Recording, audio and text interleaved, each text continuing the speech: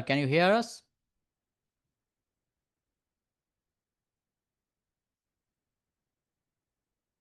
Yes, I am able to hear. Thank you. Sir, should we start, sir? Yes, please. Okay, the host, you can start the session. Bismillahirrahmanirrahim. Respected head of the department, distinguished session speaker, esteemed faculty, and all the brilliant minds present here today. Assalamu alaikum and a very good afternoon to you all. I'm Hafsa Khan, and it's my absolute pleasure to welcome you all to today's impactful session, which is proudly organized by the Department of Electrical, Electronic, and Communication Engineering, the IEEE MIST student branch, and its active chapters, in collaboration with the Women in Engineering Affinity Group and the IEEE MIST Antenna and Propagation Society, the IEEE APS MTTS Joint Chapter, Bangladesh section. Our goal today is to empower minds through knowledge exchange and global exposure. It is an honor to have you all with us as we explore cutting-edge research in space weather, GNSS innovation, and atmospheric science. Before we begin, let us briefly introduce IEEE, the world's largest technical professional organization dedicated to advancing technology for the benefit of humanity, with over 400 members in more than 160 countries. IEEE promotes innovation and excellence through publications, conferences, standards, and educational activities. At MIST, the IEEE student branch is an active platform, fostering technical learning, research, and leadership. We are committed to equipping the future engineers with the skills and global exposure required to tackle real-world challenges through various events and workshops.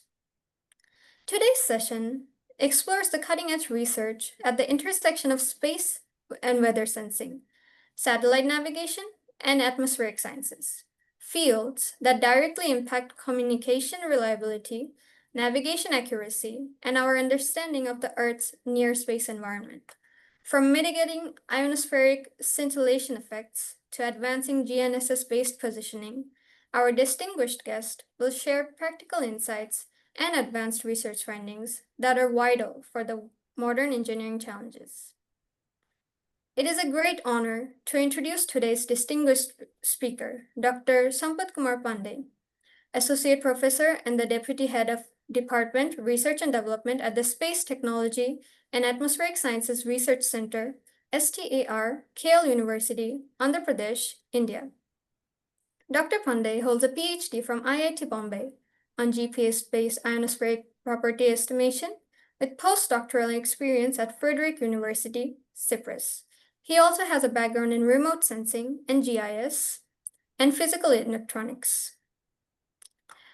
With over 8 years of teaching experience, he has supervised several PhD and master's students. His research focuses on satellite navigation, ionospheric effects, on radio wave propagation, space weather sensing, and solar-terrestrial interactions. Dr. Panda has led sponsored research projects funded by the Government of India, has published over 70 refereed journal articles and 25 conference papers, and established advanced GNSS monitoring facilities at his university. He is an active member of IEEE, the Geoscience and Remote Sensing Society, and a life member of the Indian Society of Remote Sensing, Indian Society of Geomatics, and Indian Radio Science Society. We are truly privileged to have with us today an accomplished researcher and dedicated educator whose work is advancing space technology and atmospheric sciences. With great enthusiasm, I now invite Dr. Sampad Kumar Panda to take over the floor and enlighten us with his thoughts. Over to you, sir. Thank you. Thank you for a good introduction. So let me share the screen.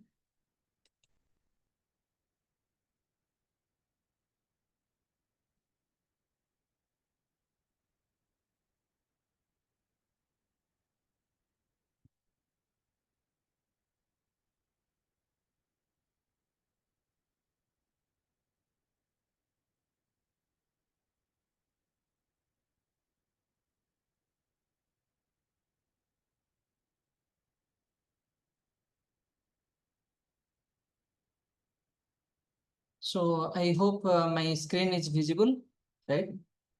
Yes, sir, your screen is visible. Thank you.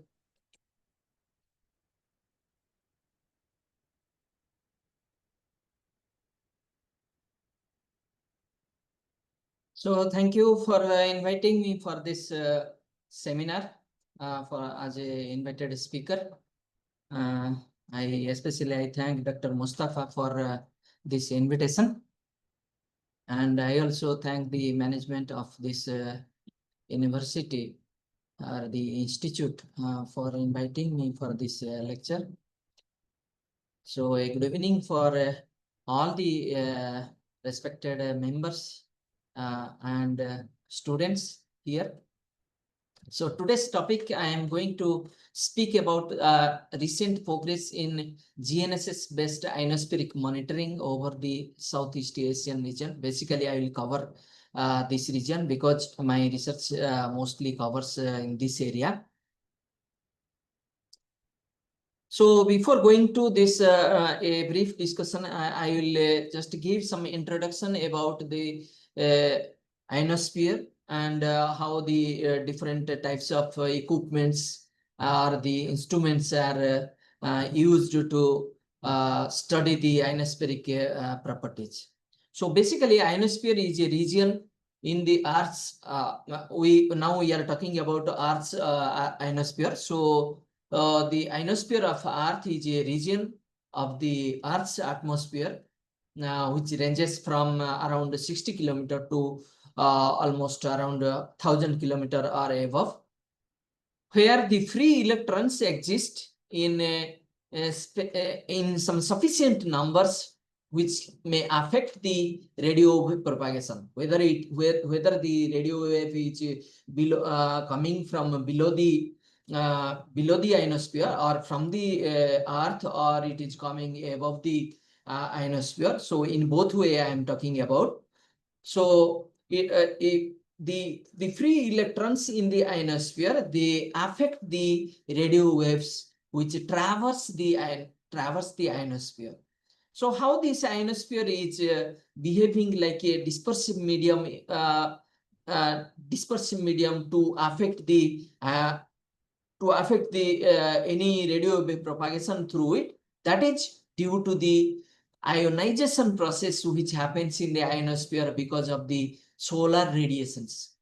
The solar radiation, which consists of the X-rays or extreme ultraviolet rays, those radiations, they cause the neutral particles in the ionosphere to dissociate or to ionize, becoming some O+ ions and free electrons. These electrons and ions, they make the medium dispersive, and the rays the radio waves which pass through the ionosphere, they are associated with some absorption or scattering or some refraction. All these things are happening. So what happens in the daytime and nighttime? During the daytime, the photoionization occur because of the solar radiation. So during daytime, you will find the ionospheric electron density is increasing. And during nighttime, all these free electrons and ions, because of the absence of the solar radiation, they again recombine. That process we call it as a recombination. So during daytime, it is called as a photoionization, and during nighttime we call it as a recombination process. So if you see on the right side, the first figure, you see here we have the different layers of the ionosphere. This is troposphere, stratosphere, mesosphere, thermosphere, and exosphere. Here in this mesosphere and thermosphere portion, with respect to the electron density, if you see, this portion is called the ionosphere. So it is something like that. It just goes on increasing. The electron density goes on increasing. It reaches at a certain level where the peak is occurring, and slowly it is decreasing towards the top layer or it is decreasing towards the higher altitudes. If you see the neutral density behaves like this. It slowly decreases. Right? So with this introduction, now further we will go for to see how the ionization occurs. So anybody will be think like that, okay, the solar radiation is coming from the top. So the ionization will, when you go higher and higher, the ionization will be more and more. But that actually doesn't happen, because the ionization material or the molecules which are required to be ionized, those are the concentration of those are decreasing when you go above and above. So if you see here, the ionization material is decreasing and the ionizing radiation is increasing when you go higher and higher. So at certain point, you will feel that the ionization production rate is peak or maximizes here, and then slowly it decreases. So this is a compromisation between the ionization material and the ionizing radiation from the sun.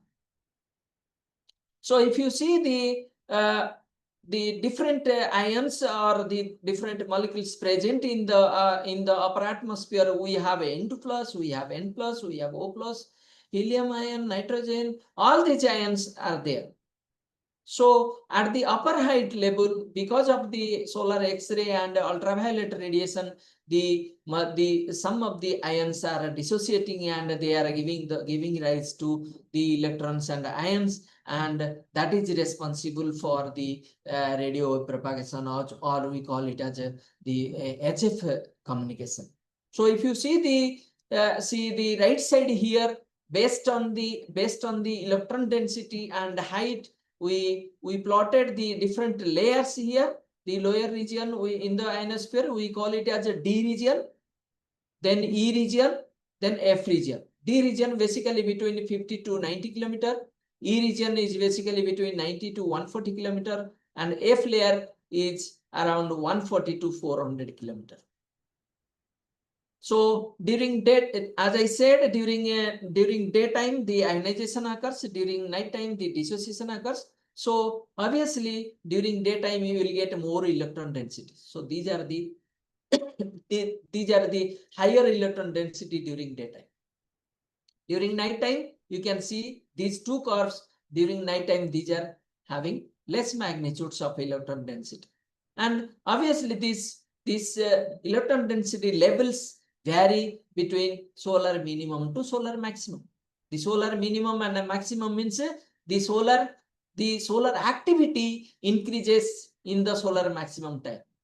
As you know, the solar activity has a cyclic property. Every 11 years it rotates. Means every 11 years you will get a solar maximum, again it will decrease, again next 11 years it will increase and decrease. So this cycle process is going on. So at present, if you can say, we have the 25th solar cycle is going on. So in this 25th solar cycle, it started around 2020, and now it is going on, and almost the high solar activity period we have achieved. Slowly it will go on decreasing to achieve the low solar activity period or the solar minimum. If you see here the E layer and F layer, the F layer actually during daytime, the F layer is split into F1 and F2. That means the above layer, which is having high electron density, that is called as F2 layer, and the lower one is F1 layer. But during night time, these F1 layer and F2 layer, they will merge. Because of the low electron density, they will come down and they will merge, and it simply becomes the F layer. Similarly, this F layer, what I told is the F layer, that is responsible for the high frequency communication, whatever communication is happening through the ionosphere, for satellite communication, for any rocket launching, for any navigation related communication or any other applications based on radio waves or space radio waves. this F2 layer is very much responsible for that. Similarly, one other mechanism is there in the E region, that is called sporadic E layer. This is basically a daytime phenomena in which some scattering is occurring in the E layer also below the F layer. This also causes some effects in the radio wave propagation. So if you see in this picture, the radio wave propagation in the ionosphere, what are the different phenomena can happen in the ionosphere? It can happen like reflection can happen. The radio waves may reflect back from the ionosphere based on the obviously based on the frequency of the signal, or it can scatter inside the electron density medium in the ionosphere. It can be absorbed totally, or there may be refraction. Refraction is nothing but the bending of the signal in the ionosphere. As you know, when a signal passes from the rarer medium to the denser medium, it bends toward the normal. We have read all these basic things we have already studied. So similar thing also happening here, the bending of the signal. So when you send a signal from ground to the a satellite in the space, it passes through the ionosphere. That means there is a bending of the signal happens. Again, if that signal is coming down, then there are again another time also bending of the signal will happen. So this bending of the signal causes a time delay in the signal. That is nothing but the delay in our positioning. So that affects our positioning. So refraction causes delay and that affects the positioning. Similarly, the scattering mechanism, this causes the scintillations in the radio signal. Because of the frequent fluctuations in the ionosphere, this scattering happened and that causes the scintillations in the ionosphere. So there are two broad mechanisms. One is the large scale variation in the ionospheric electron density. That is nothing but the total electron content, which causes a delay in the signal. And the other one is the small scale irregularity in the ionosphere that causes the fluctuations in the signal. That is nothing but the scintillations. So if you see here the different effects which is happening in the because of the ionosphere, you see here from the sun, the X-ray, solar X-rays, ultraviolet radiation, visible light, all these radiations are coming towards the earth. We have all the different modern systems, communication, navigation, and all other systems which are mostly depending on this propagation. So we will get a propagation delay, as I said, because of the total electron content in the ionosphere that causes the delay. We will get scintillations because of the fluctuations in the electron density medium. As you see here the ray is coming and there is a very frequent fluctuation, rapid fluctuation is there that causes scintillations. Also, there are some other mechanisms there, absorption and interference. These things are also happening in the ionosphere. So if you see the ionosphere, this ionosphere is divided into different geographic regions. So what are those regions? Like we can say it as that geographic regions are based on the equator. Here is the equator. So the around 20 degree on both sides, we can call it as a equatorial region. Then adjacent to that, the mid-latitude region. And after that, you can get the auroral region or the polar region on both sides. So if you see here, the electron density is very much higher in the equatorial region. That means the low latitude region is having high concentration of electrons and high concentration of electron density than the mid latitude or other regions. So if you see here in the right side, This is related to irregularities or the scintillations. This has been taken from Kintner, the famous person in this related to this scintillations. You can find a good number of papers from this author, and this is the area where the scintillations are high. Mostly related to, all are related to the low latitude regions. Okay, so the large scale ionospheric density enhancement you can find in plus minus 15 to 20 degree, and this equatorial low latitude region, and of course the polar region is also vulnerable to the ionospheric variation because of the reconnection between the polar region and the magnetosphere of the Earth. So all the particles precipitation will be happening through the polar region. That's why polar region are also very much important. So if you see this this global map of the global vertical total electron content map, the electron density, it changes with the location, changes with the time, season, solar activity. All these factors are responsible for the variation in the ionosphere at different regions. So how these variations are happening?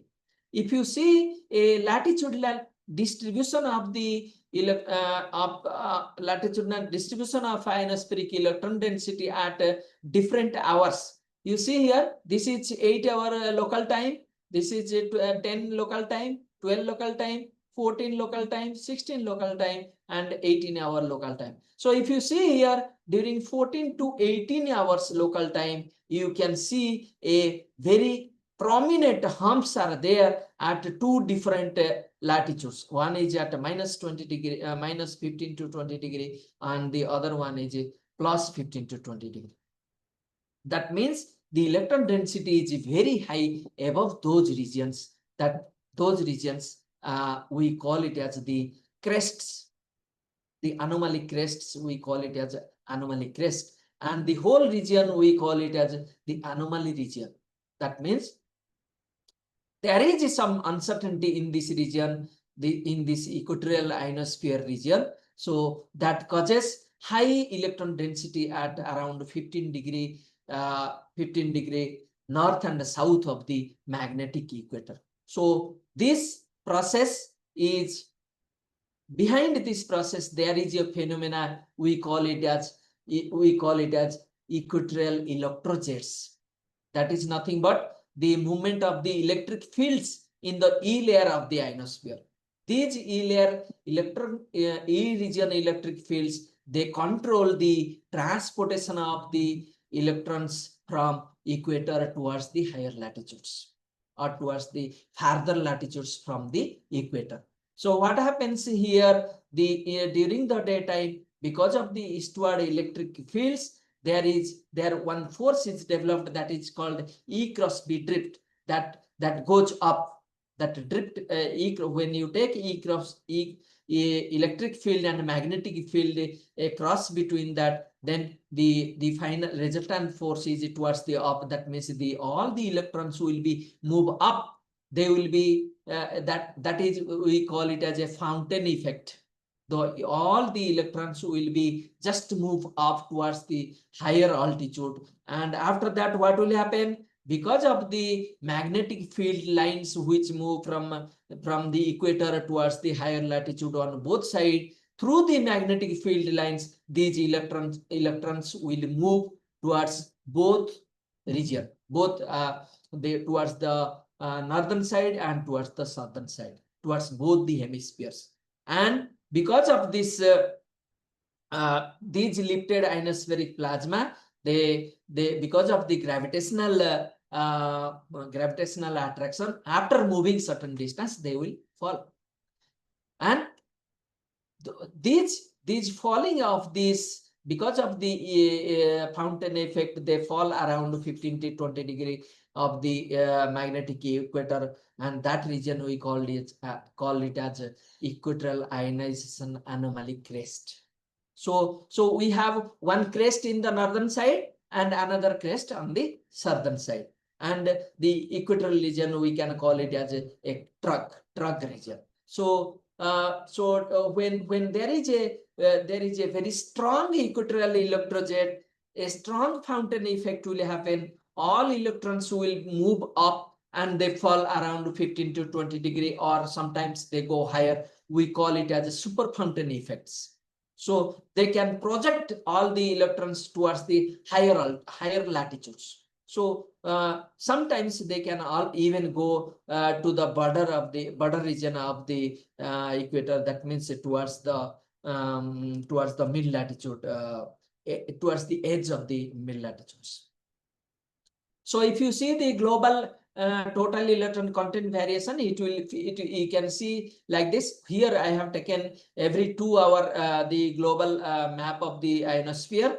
You see here the red color here that shows that the high electron density or high total electron content in this area. Slowly as the time progresses, these patches will move towards left, because along with the sunrise means from day side to the night side, it will rotate. So slowly it will move like this, and you can see here at 12:22 UT it went to the western side. That means from day side to the means from night side to the day side. If you see, it starts from the morning terminator and ends at the evening terminator. So what are the different measurement techniques are there for studying this ionosphere? There are huge number of equipments are there. Of course, their cost, the cost effectiveness varies from one to other. Like you can see here, this is ionosonde, and sometimes we call it as a digisonde, because most of the ionosonde are now digital. So these are called digisonde. This is nothing but a vertical sounding radar. So what it does actually, it is throws pulses towards the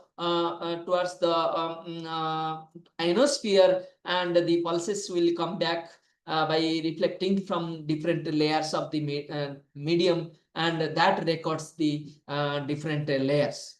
So basically it records the bottom side region of the ionosphere, because the highest reflection will happen at the FOF2 region, or the highest electron density region. So similarly, you have the incoherent scatter radar. Of course, these instruments are very sparse. We have a very few number of incoherent scatter radar, and they are very cost effective. It is too difficult to do maintenance for this also. So we have very less.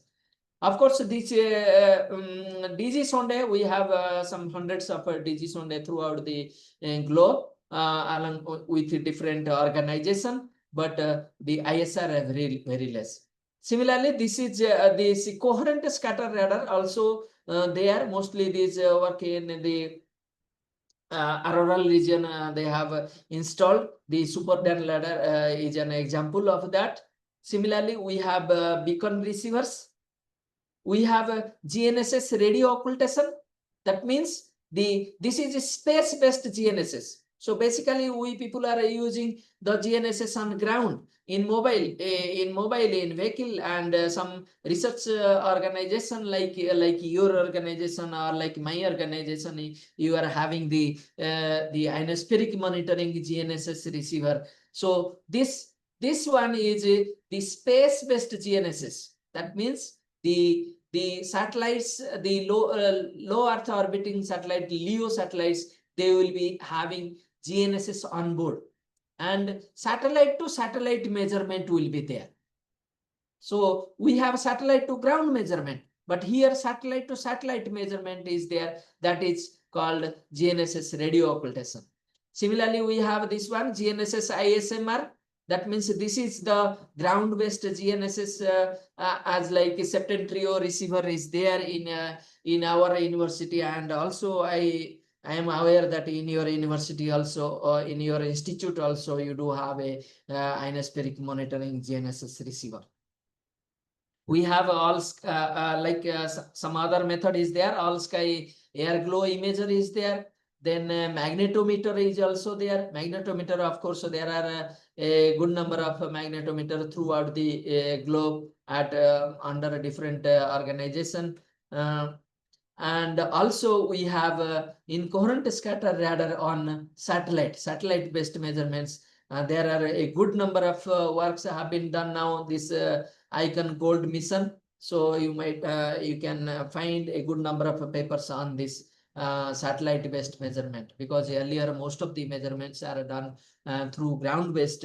There are no opportunity for satellite based ionospheric measurement, but this gold measurement is giving a very high resolution, good measurement of ionospheric irregularities in the ionosphere. So coming to the ionospheric models, we have a good number of different models are there, like empirical models and physics based models also there. So we have IRI, very famous empirical model, International Reference Ionosphere. So the present version is IRI 2020, and even one can run the previous versions also. The figure is looking very small, so I hope you can browse it later after going back to your place. So IRI model is a very famous empirical climatological model, and similarly we have NEQUIC model. So this IRI model is basically developed by COSPAR, Committee on Space Research, and CCMC together. And here also this NEQUIC model is developed under the ICTP umbrella. Similarly, we have some other model, IRI plus model. That means the IRI model is combined with the plasmaspheric extension. So that is International Reference Ionosphere Plasmasphere model. Actually, it is developed by this the online one is developed by Hacettepe University in Turkey, one Turkey university, along with a Russian organization, SMIEEE. Similarly, we have this IRI real-time assimilation mapping, IRTAM. This is basically a weather-based model. This is IRI model. We say it as a climatological model. It doesn't give the real-time scenario of the ionosphere, but this IRTAM is a real-time model of this version of this IRI model by combining this IRI model with the global 𝐷𝐺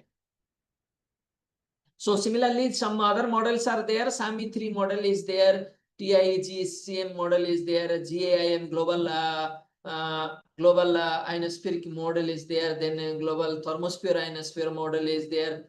This is global assimilation ionosphere model. So all these models, the researchers or the students, they can use these models for a different purpose, for a different studies. They can use this model either there are some desktop version also there, online model is there, and also there is some request based model is there, means that will be run at NASA server, and you can use those model results. So coming up to the GNSS based study, why we are emphasizing on GNSS based, that among all these different equipments or the instruments for studying the ionosphere, the GNSS leads in the forefront, because we have a huge number of GNSS signals, as well as we have a huge number of ground-based GNSS receivers are there, which are free for public. If you see this IGS International GNSS service under this umbrella, you have a huge number, more than 500 GNSS receivers across the globe. Apart from that, there are different regional networks there. The course network is there, and some other institutions also having their own receivers. So altogether, you will be having a good number of spatial coverage of GNSS receivers or the signals throughout the globe. So we under the GNSS, if you say you have a GPS, global positioning system, you have GLONASS, we have this Beidou satellites, we have Galileo, then QZSS. Of course, Indian NAVIC system is there, IRNSS, Indian Regional Navigation Satellite System. So all these signals will be available if someone is having a multi-constellation GNSS receiver. That will be able to track all these different signals. So in fact, if you have a good receiver, you can receive hundreds of signals at the same time. So under GPS, we have a 31 or around 32 satellites. Then in GLONASS, we have 25, Galileo 28, Beidou. We have 29. Of course, here some more geostationary satellites also there under this network. So altogether, a huge number of satellite signals you can get if you have a multi-GNSS receiver. So coming to this Indian Regional Navigation System, we have two different satellite systems. One is in the Indian Regional Navigation Satellite System, that is the NAVIC system. The other that is a combination of geostationary and geosynchronous satellites. As you can see here, these black ones are the geostationary satellite, 3 geostationary satellite, and 4 are geosynchronous satellite. So that means these geostationary satellites will be in a fixed orbit on the equator, and these geosynchronous satellite, they will be moving like a 8-shape course. Okay, so here we have the GAGAN, GPS aided geo augmented system. This is also another system in operation now. So this is mostly for the flight movements and so if you see the different frequencies in GNSS, we have in GPS, we have L1, L2, L5 we have. In GLONASS, we have L1, L2. In Galileo, L1, E5, E5A is there. And in S-bus, you can get L1 and L5 band.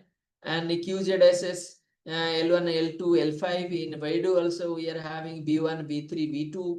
And in NAVIC also we are having L5 and S-band. Of course, so we are started getting from one satellite, we are started getting L1 also. So I will come to that point later. So so altogether you will be having the frequencies typically ranging from 1 to 1.6 gigahertz. So if you see the ionospheric piercing point trajectories of these satellites, actually we can divide these all these satellites into 3 categories, like medium earth orbit satellite, and inclined geostationary orbit, and geostationary orbit. So based on that, you can see here these are the satellite footprint at a location in at our university Guntur. So this is the location of this GNSS receiver, and these are the satellite footprints or the tracks of this satellite. So based on that, you can do some study in this region. So of course, this coverage depends on the elevation angle cutoff you are using for this for your study. So there are different segments are there in GNSS system, which is common for all the GNSS systems like GPS, GLONASS, Galileo. All those are having similar system. We have control segment, we have space segment, and we have user segment. All the users who are using having the receivers like your airplanes and any surveying equipment, any navigation, vehicle navigation, say maritime service and military service, all are using this. All are the users. So any error that happens in the GPS signal, that ultimately will affect this user segment. So for that, this control segment has to take care by by some uploading and downloading of these corrections here. So that's why you can see here this is two-way signals are there for the control segment. However, for the user segment, you have only one-way signal. You just receive the signal from the satellite, and your receiver process the data to estimate its position or navigation. So if you have one GNSS receiver, basically if you have GPS, you can get a minimum of 4 to 10 satellites every time. Every time you will get 4 to 10 satellites. So in case of GNSS, this is just a simulation of this satellites. That means the constellation is made in such a way that every time you will be able to get a good number of satellite to calculate your the receiver position. If you see here the different altitudes of different satellite system, we have the navigation satellites here: GPS, Galileo, GLONASS. All these are around 20,000 kilometers. So that means at 20,000 kilometers, when they are moving, their time period above the Earth will be around 11 hours. So that means they will be moving 2 times a day. So these are various GNSS receivers or users in the market now. And any GNSS receiver which is used for positioning, basically they need a minimum of 4 satellites for determining its 3-dimensional position service. That is nothing but you have a receiver means unknown position. You know you have the satellites here. You have satellite, second satellite, third satellite, fourth satellite, whose locations are known.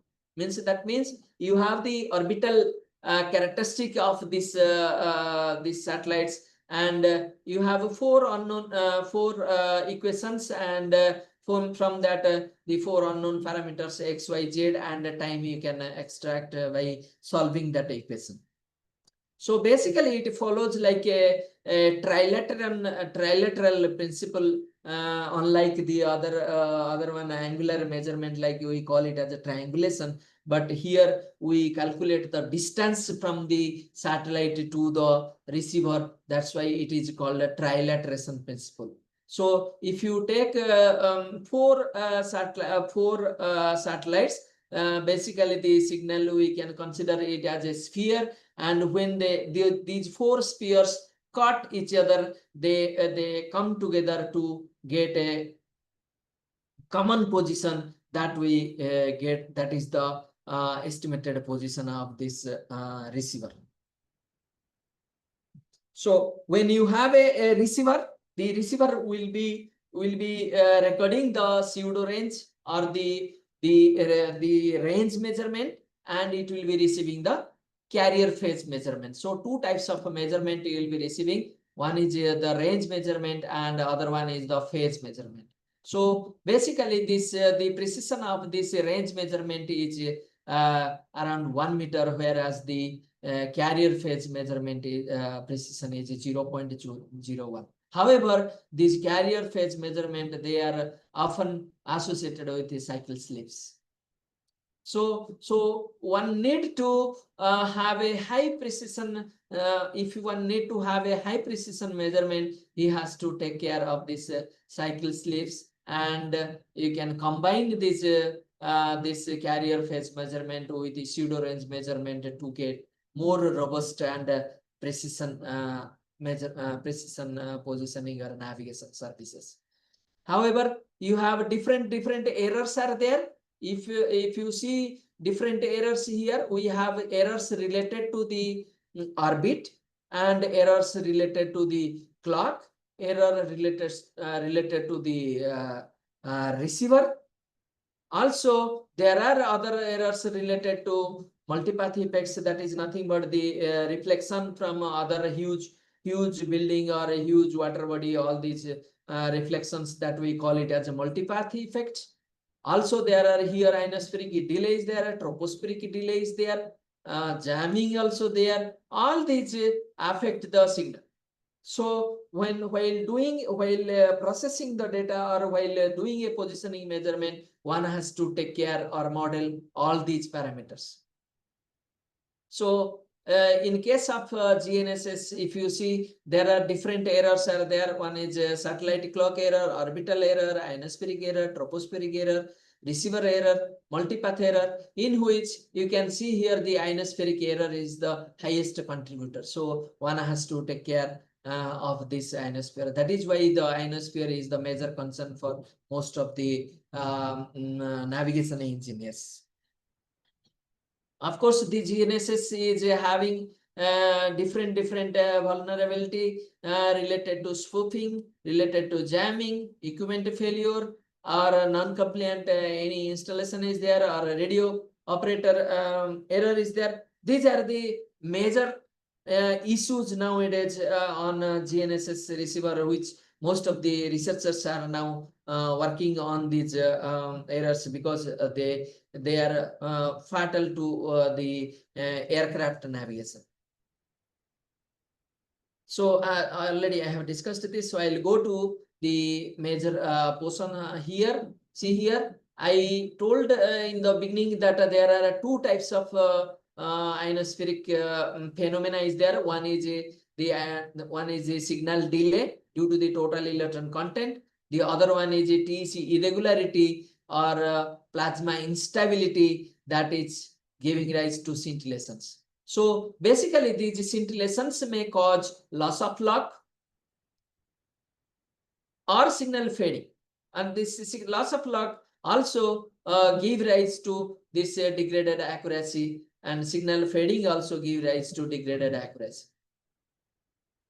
This loss of log service for your S-bus system, that can give rise to outage of the service or reduced availability. And in case of this total electron content, with respect to total electron content, you will get a range error.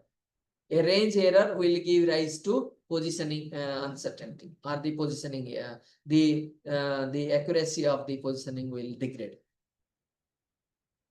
Of course, all these ionosphere again dependent on the solar activity. There are different mechanisms, solar flares and coronal mass ejections there, then geomagnetic storms, ionospheric disturbance, all those affect the ionospheric medium. So based on that, your the ionosphere, if the ionospheric medium is more disturbed, then your the GNSS measurement or the any measurement which depend on the radio propagation through the ionosphere, that will be affected.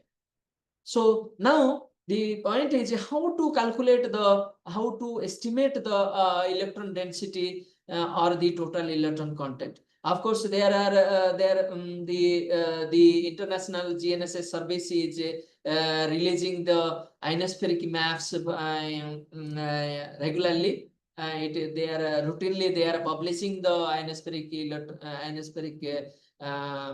TEC maps. Even one can also calculate the or estimate the total electron content by using the observables from the GNSS receiver.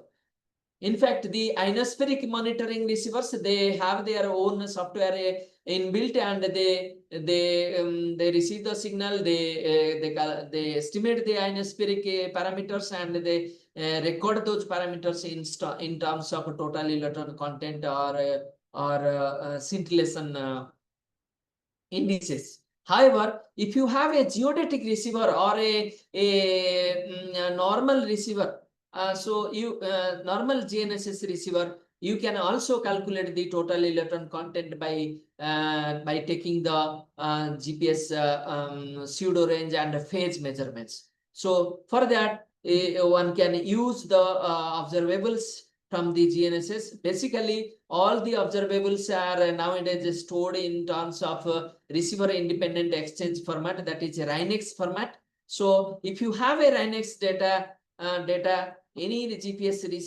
any GPS TEC software is there, that software will consider this RINEX format, that is nothing but one ASCII format, that it can use that data to read the parameters from those RINEX data and calculate the total electron content. So basically, in the RINEX data, you have observation data, that is nothing but the GPS measurements, navigation data also there, that is nothing but the ephemerides. So of course we have navigation data, like you have the broadcast ephemeris and precise ephemeris. Broadcast ephemeris, that is that comes along with the GPS data when you receive the GPS signal. However, this precise ephemeris is published by the IGS in some like few days after the precise ephemeris comes. And the code bias file, these are nothing but the satellite biases. So you need to know the satellite bias, you need to know the receiver bias, and you need to have the observation data and navigation data for calculating the total electron content. So if you see the RINEX observation file, which is the recorded data of this GNSS, you have a header section and you have a data section. The header section contains all the information about the receiver and the antenna, and the signals received. Who is the observer? What are the data recording in this? What are the different types of observables are recorded in this? When the first observation happened? All these information will be there. Here you see M is there, mixed. Mixed means this is having a different number of GNSS signals like GPS, GLONASS, Galileo, like this. Different GNSS signals are there. That's why mixed. If it is a single one, only GPS, then you can see here G. Or if it is GLONASS, you can see here R. So like that, some conventional naming is there for this RINEX observation file. So one has to, if somebody is trying to process the GPS data, he has to understand the format of this navigation observation and navigation file. This is of course for observation file. So if you see the header here, this L1, L2, C1, P1, P2, D1, D2, all these are important parameters which are required for your data processing. L1, L2 are nothing but the phase measurement, and in L1 and L2, C1 is the coarse acquisition code measurement in L1, P1 is the pseudo range in P code, and P2 is the pseudo range in P code for L2. And D1, D2, these are the Doppler frequencies in L1 and L2. So these information are required. If you have a good geodetic receiver, you will be receiving all these parameters, or you can configure your receiver to get all these parameters which are required for calculating different ionospheric parameters.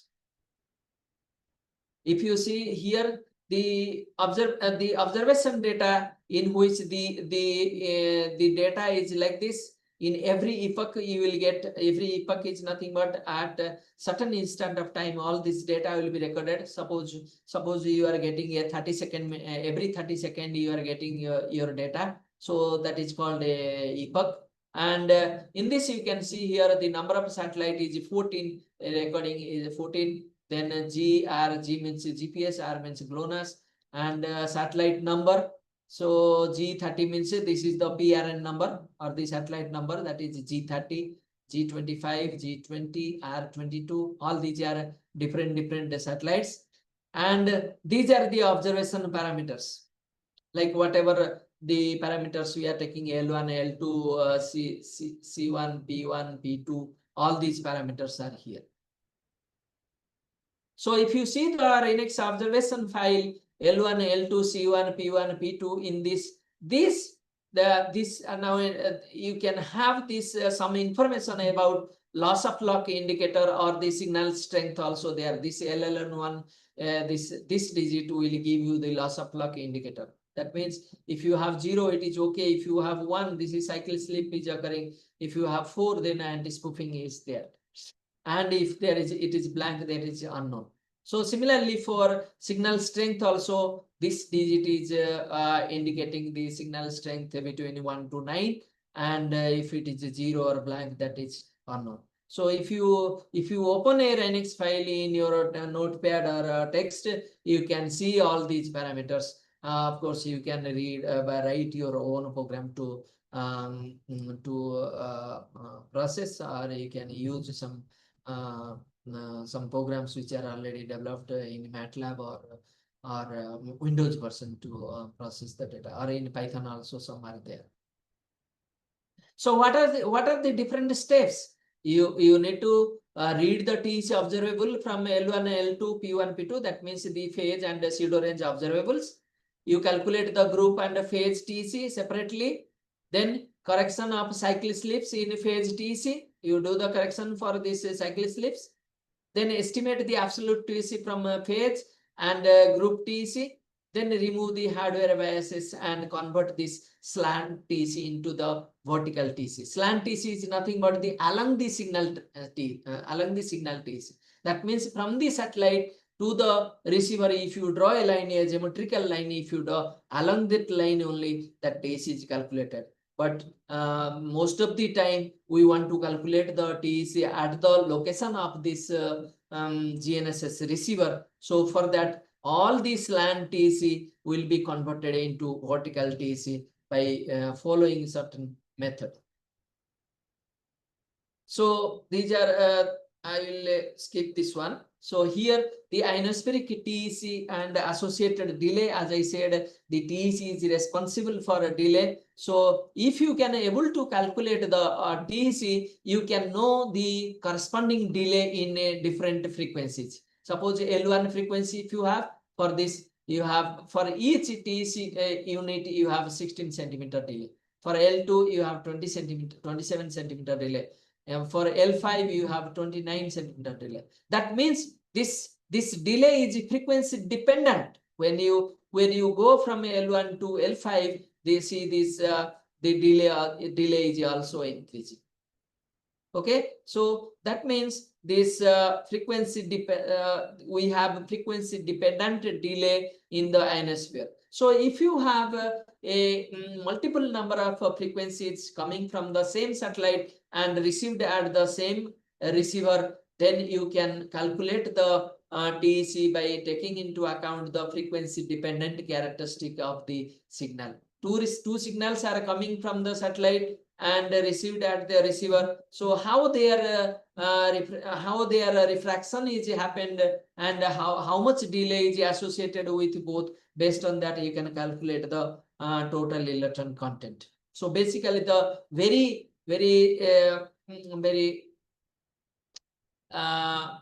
a simple formula for this TEC is this. Of course, this constant comes from this previous slide when I saw what I saw here from the refractive index of this medium. That this formula comes. One can go through any theoretical theory book.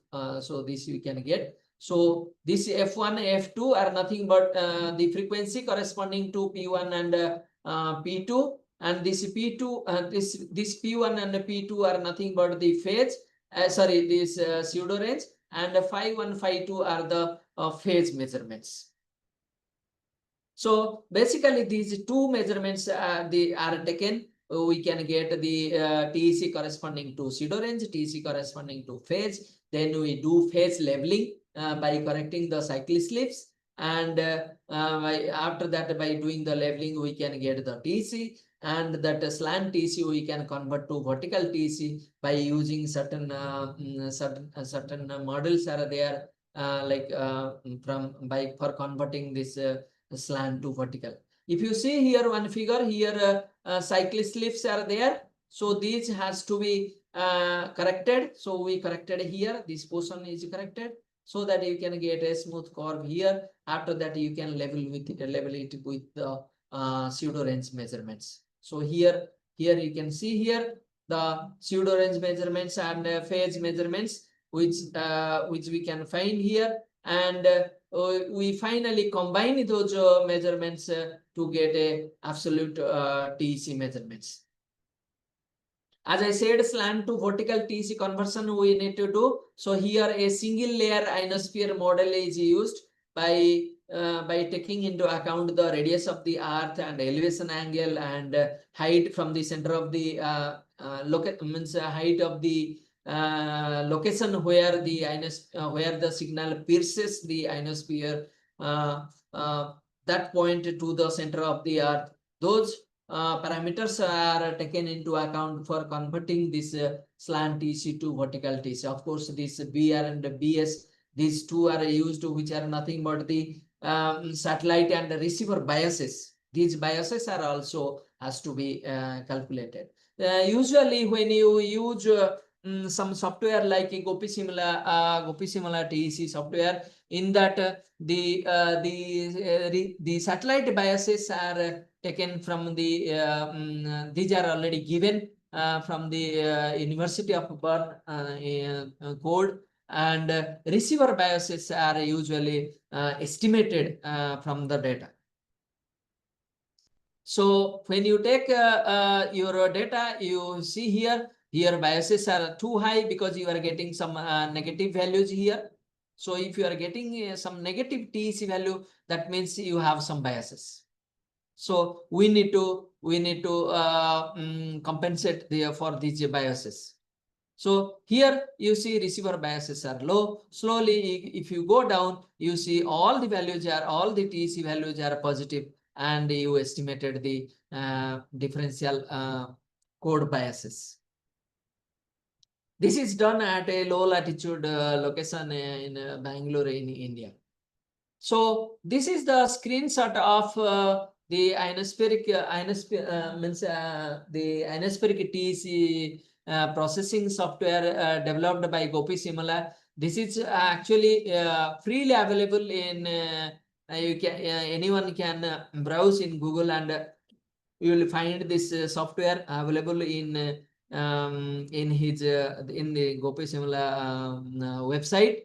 And in this one can take the just take the input RINEX file here and give the path, and you can process it. Either you can do it online, or you can through online it will download all the supporting files, like your navigation file or your biases file. It will download from internet from the respective FTP sites, and it will process. Or if somebody wants to process it fastly, one can download all those parameters and process it in your desktop.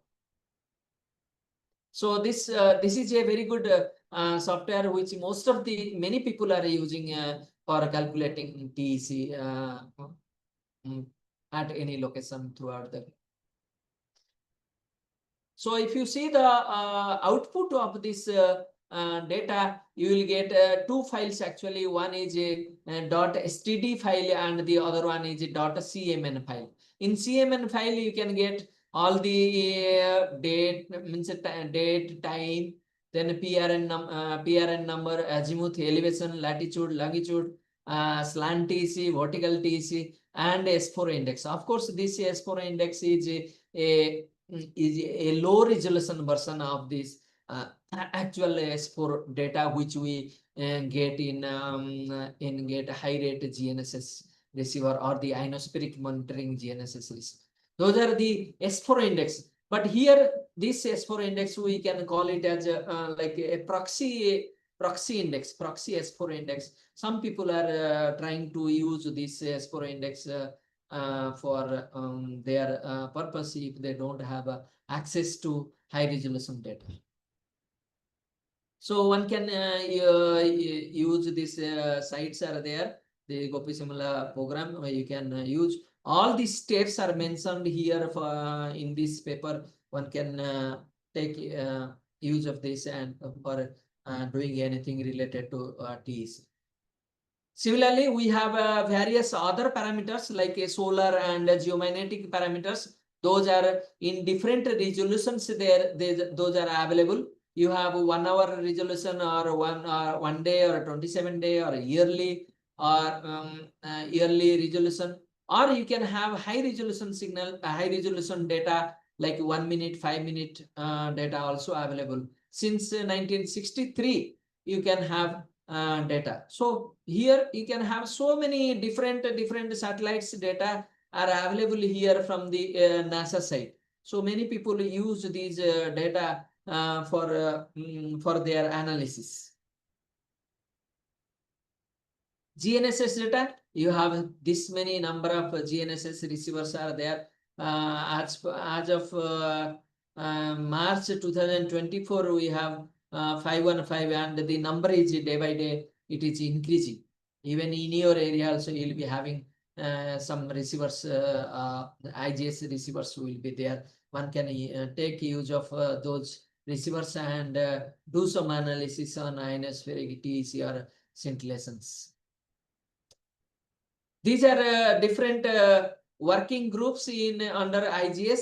They are working in different domain, and in that ionospheric domain is there, under which they are publishing, or they are releasing the ionospheric maps or ionospheric different parameters. Even nowadays, the scintillation index also for some region they are providing and trying to publish scintillation data for the whole globe. So these are the different working groups. Around 8 working groups are there throughout the globe at different region, and they are providing their ionospheric maps to their communication center at I think it is in Poland, and there all these centers data are combined, and final global ionosphere maps they are generating and publishing in the form of IGS combined GIMS. So you can see like this, the IGS combined GIMS or the global ionosphere maps. Every 2 hours they are publishing one global ionosphere map. One can use this if there is no GNSS receiver or ionospheric monitoring receiver there over any region. However, please mind that there is some uncertainty there, because this uses some interpolation techniques to cover the spatial extent.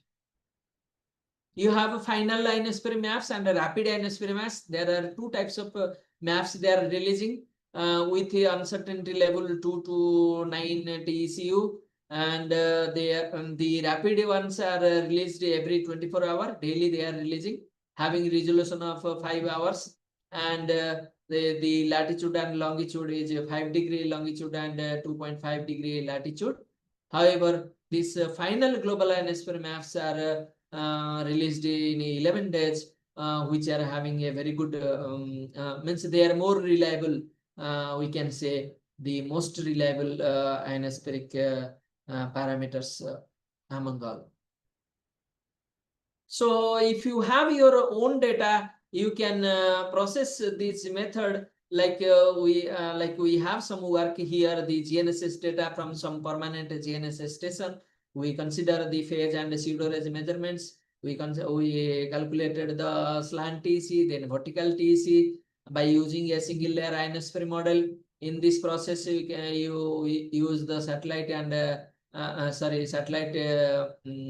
differential code biases and ephemeris data. So finally, you got the total electron content. You can use different models like standard IRI model, then standard plasmasphere ionosphere model, and also you can use global ionosphere maps for comparison purpose. So you can have some comparison and do some analysis regarding the performance of your ionospheric models, or to improve the ionospheric models over any region. So through this, you can do some studies like diurnal variation, seasonal variation, and different solar cycle variation. Also, you can do, and also you can compare with the other parameters like ionospheric electron density from ionosonde measurement in quite storm periods, and you can see the storm performance, storm days performance of your of the ionospheric models. So basically, what happens when you are estimating the ionospheric TC, obviously based on that the GPS processing software you are using, in that if you are using this estimated ionospheric TC, based on that the ionospheric mitigation will be there in your GNSS receiver. So how much how up to what extent you are mitigating the ionosphere, that depends on the estimated ionospheric TC. So if you see here, the we calculated the total electron content and the rate of total electron content here. See here, this by using this slant TC data, slant TC. This is a slant TC. This is vertical TC. From this, you can calculate a rate of total electron content, and you can see here there are some frequent fluctuations are there in ROTI, which are nothing but the plasma irregularity.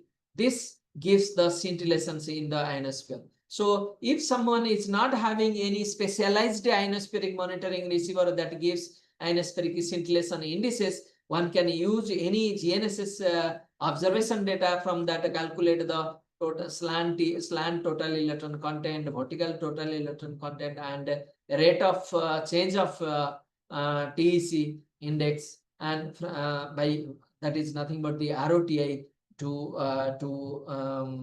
analyze the irregularity over a region or scintillation, probable scintillation over a region. So how to calculate this ROT? This ROTI is nothing but the standard deviation of the TEC change with 5-minute windows. This work actually determined the 0.5 TCU per minute in the threshold value. So if you take the standard deviation, this formula, if you can implement in your TEC slant TEC data, you can calculate actually the ROTI parameters. This ROTI parameter will be giving rise the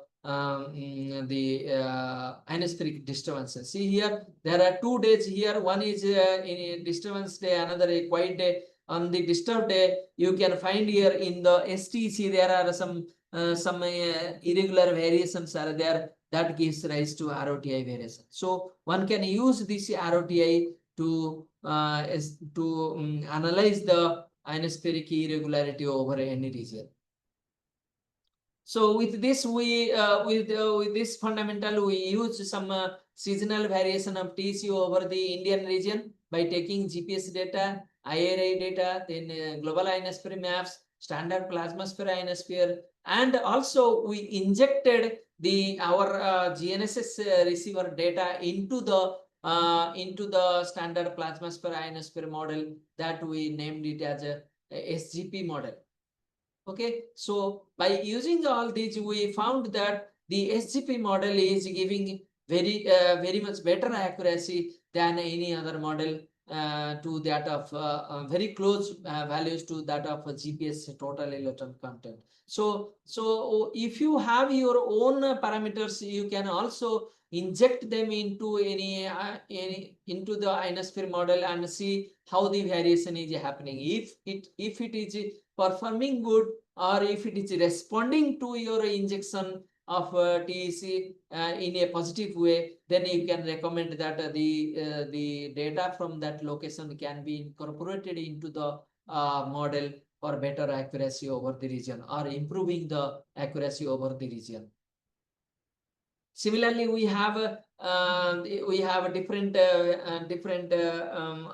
studies during solar flare and geomagnetic storm to see the effects over our location by following similar method we followed, and we analyzed the ionospheric TEC variations over the region to see whether it is a positive ionospheric storm or negative ionospheric storm. That means the variation is enhanced or decreased, that we also studied. So this is a work during September 2017, in which we found that there is a huge solar flare And based on that solar flare, we did study how it affects the geomagnetic storm, how the geomagnetic storm happened, and how the ionosphere is changed because of this geomagnetic storm. All these we studied here by taking different parameters: symmetric H index, KP index, auroral electrojet, BZ index, then this speed of SW and electric fields. All those you can find in that Omni website, NASA Omni website. You can find, you can do analysis, and the different solar flare epochs we marked here. Based on that, we did some studies here how the ionospheric TEC is varying during different solar flares and post solar flare effects. So we saw here there is good observation here in our SGP TEC.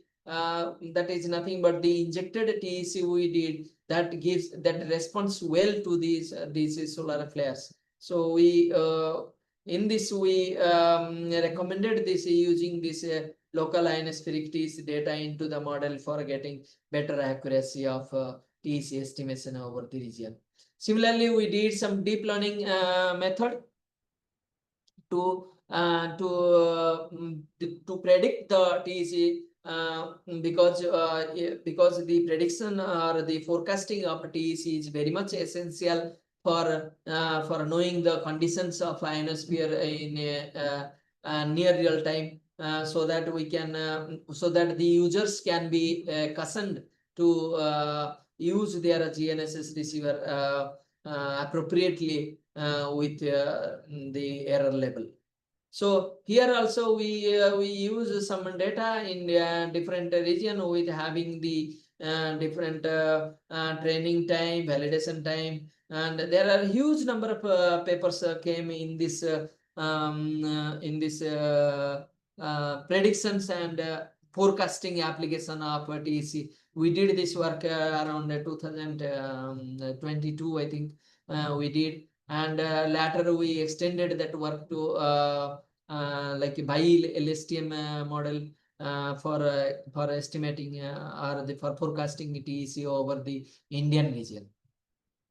So this is our flow diagram. We used this sunspot number, AP index, KP index, F10.7, TEC, and disturbance stone time index. All these are used to estimate the to forecast the TEC over the region by using a LSTM model. So this results we have seen here, the LSTM model performance during a quiet and a storm period looks better than the other traditional models like your IRI and other models also. So some statistical studies one can do to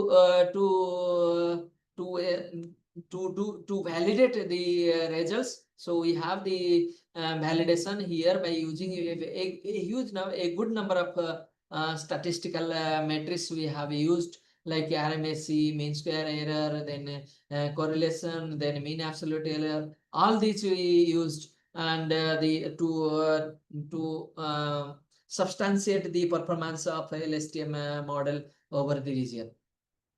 These are the scatter plots from which the correlation is extracted, and by this we plotted this summary statistics here. So this is published around 2022, I think, in the journal Universe. Then we followed we extended that work to a bi-LSTM model for forecasting TEC, and this also the results are also validated during the quiet and disturbed period, which we saw that the bi-LSTM model is giving a very much good accuracy than other models, existing empirical models. So we have compared this GPS data by LSTM, and ARIMA model. We compared all those, and we found the accuracy of this LSTM model. And here also IRI, International Reference Ionosphere, as well as Global Ionosphere maps also taken. The GIM is taken as a reference because this is considered as the most reliable source because it has the observed data throughout the globe. So we used this as a reference and estimated the error uncertainty in all the models over the region.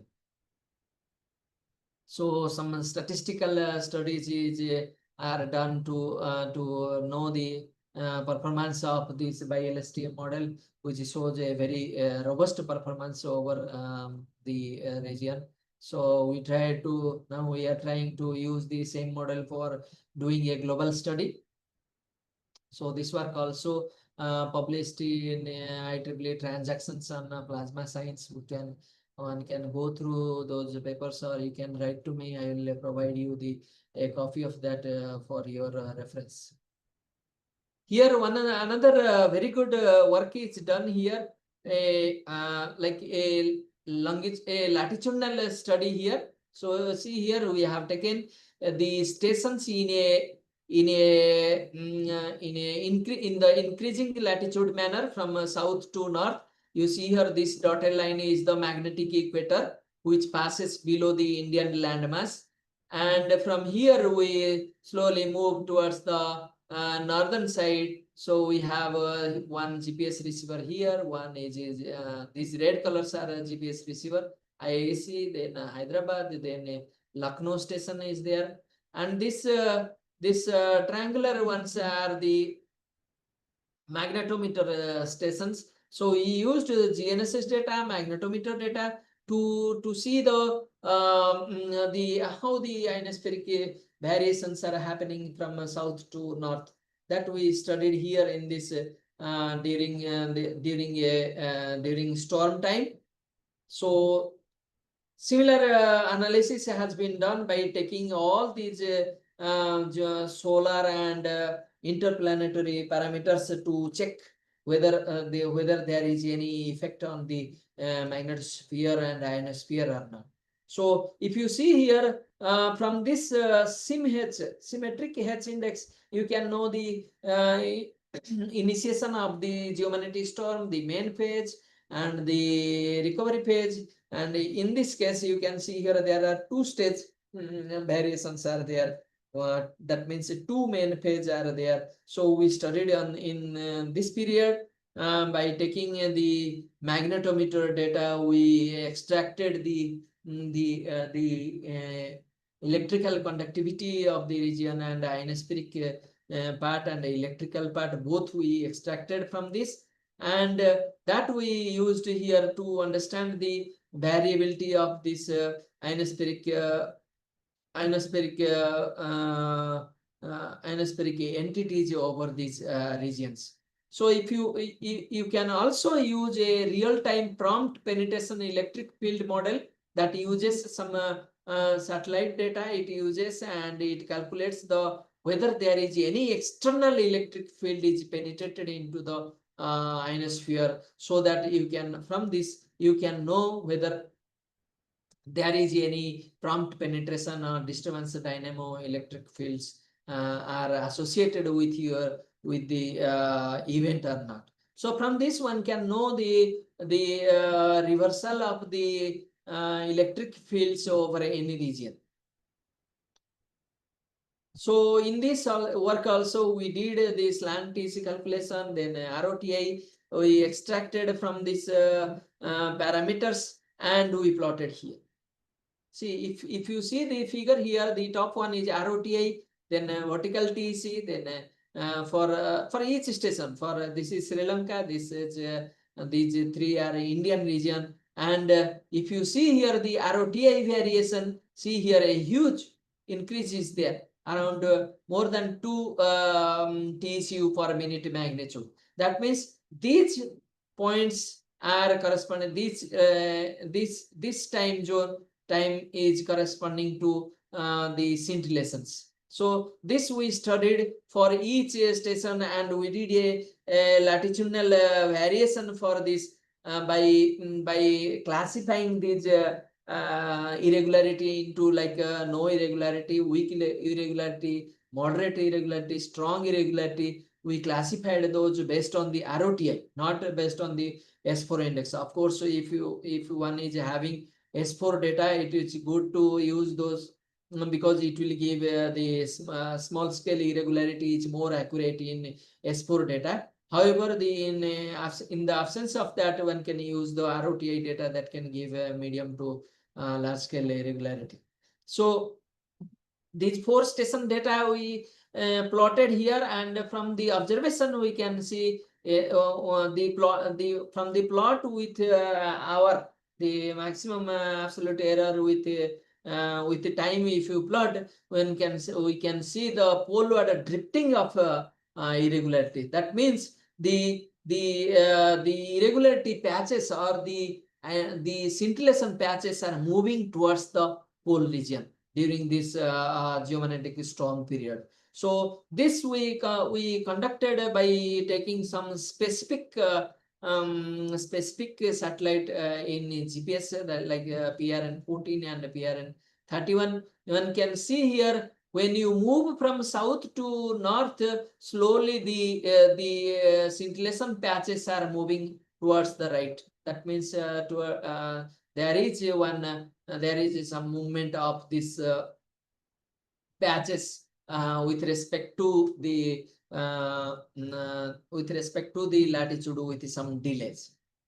So this work is also published in remote sensing. One can found with the title is Signatures of Equatorial Plasma Bubbles and Scintillations from Magnetometer and GNSS observations. So we have so many number of signals are there, and from those we can take the help of those signals by. But the thing is that how to use, how to select those signals. That is the main task of this of a researcher. Which signal you can consider among all those signals that one has to see, because when you take a combination of when you want to calculate a TEC for GPS, you can take L1 and L2. For GLONASS, you can take L1 and L2, and for Galileo, you can take E1 and E5A. That means the selection of frequencies is very much important. You cannot just take L1 and S band, so that you will there is a huge difference between the frequency of both signal. Then the accuracy also varies based on that. So these two frequencies should be comparable frequencies. Then you can estimate your total electron content precisely. Also, one can work on one can use the slant TC data to obtain the this TC depletions. This is also another area of study people are doing on depletion parameter. Actually, this depletion is also associated with the scintillations. So when there is a scintillation, there is also depletion in the slant TC. That means the slant TC suddenly there is a sharp up or down movement of sharp changes in the magnitude of the slant TC. That also we have done a good study by using some filters, some window size filters, and different window size we have taken, and finally we came up with a 60-minute window size, which we felt that more suitable for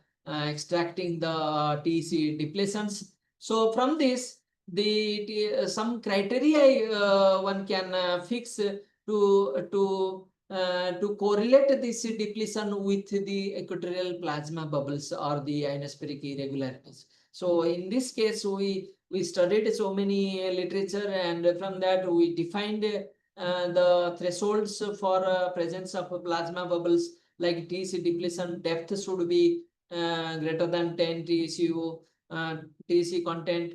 Then apparent duration should be between 10 to 180 minutes, and absolute minimum of TC depletion should be greater than 5 TCU, and the maximum value on both sides should be greater than 5 total electron content unit. By following this, we can extract the TC depletion, and the same procedure can be followed for doing an automated TC depletion algorithm. One can develop one algorithm by doing this. There are until now we have studied this geomagnetic storm effect. So as you know, the geomagnetic storm causes ionospheric storms, and this ionospheric storm, actually the geomagnetic storm has different effects. Either it can increase the ionospheric total electron content, or it can decrease the ionospheric total electron content. So that depends on the time of geomagnetic storm. There are different causal mechanism is there based on which the ionospheric variations decrease. Those are nothing but the prompt penetration electric field and disturbance dynamo electric field. Both are a different mechanism. One is the mechanism of electric field and electric field effect, and this disturbance dynamo electric field is mostly related to the particle effect. So these two effects, they work sometimes concurrently, and sometimes one effect may overlap other effect, and their effects you can see in the S4 index or TEC over any region. So here I have shown the positive geomagnetic storm effect during March 23, 2023. Here you can see the S4 index in both S4 index as well as sigma phi index. That means the phase scintillation data. This is amplitude scintillation data, and this is slant TC data. All these can be correlated, and all these data can be available in the ionospheric monitoring GNSS receiver, that is ISMR data. If you have ionospheric monitoring GNSS receiver, you can extract you can get in the recording of ISMR data, you can get this STC data, you can get this S4 data, you can get this sigma phi data, and you can do some analysis on presence of equatorial plasma bubbles over a region. So this work we have done here by taking the TEC depletions, by giving such thresholds, we found that during this April 23, 2023, we got the TEC depletions which correlate with the which actually meets the criteria for equatorial plasma bubbles, and that we compared with the ionospheric monitoring GNSS receiver, and it matches very good with the S4 and sigma phi observables. So this is the plasma bubbles we found over the Indian region by taking data at the at our university location. So these are for different GPS, GLONASS, Galileo, Beidou, for different PRNNs we have taken. That means the filter or the window we applied for with different signals, and it gives flags for this presence of depletions which is associated with the plasma bubbles. So what I meant to say that one can use this this GNSS data also, means this geodetic GNSS data to do some analysis on ionospheric plasma bubbles if the ionospheric monitoring GNSS is not there. So normal geodetic receiver or the normal GNSS receiver also, geodetic quality receiver also can be used for ionospheric monitoring. So in combination, a combined study can be done by taking ionospheric monitoring receivers as well as geodetic receivers to have a good spatial coverage. This is also published in remote sensing in 2023, I think. So until now, whatever I have told, all these S4 index are S4 index is calculated from this ionospheric monitoring GNSS receiver, whereas the ROTI is calculated from the geodetic receiver, as well as also from ionospheric monitoring receiver we can do. So, but in 𝐶𝐚𝐬𝐞𝐝 software, what is used for calculating the TEC as well as the low resolution S4 index, that also we studied here by taking the data in data at IIT Lucknow and another in Nepal. 3 stations we have chosen, and we processed the data by using this 𝐶𝐚𝐬𝐞𝐝 TEC software, and in that we calculate we got the .cmn file.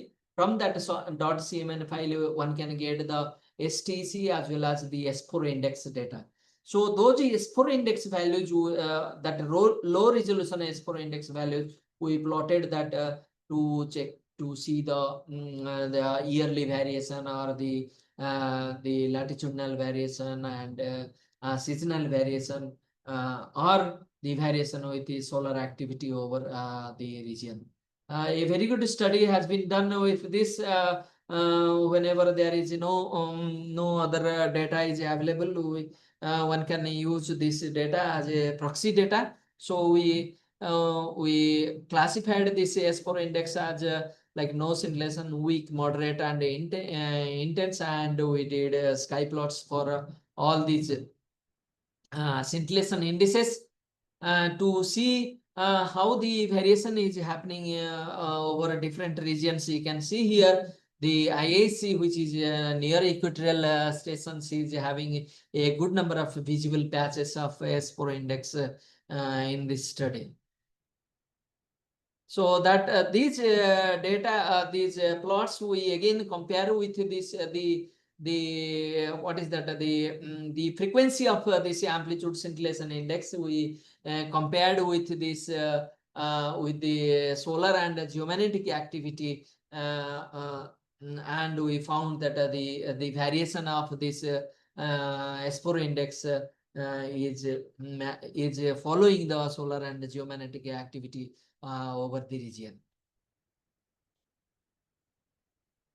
So this is the occurrence probability of this ionospheric scintillations over the region at different locations. The percentage occurrence of weak are shown to be maximum at the towards the mid latitude location, whereas the probability of this intense scintillations is more towards the equatorial stations. So one can use a more number of GNSS data to process it in that 𝐶𝐚𝐬𝐞𝐝 also, and calculate the low resolution S4 index.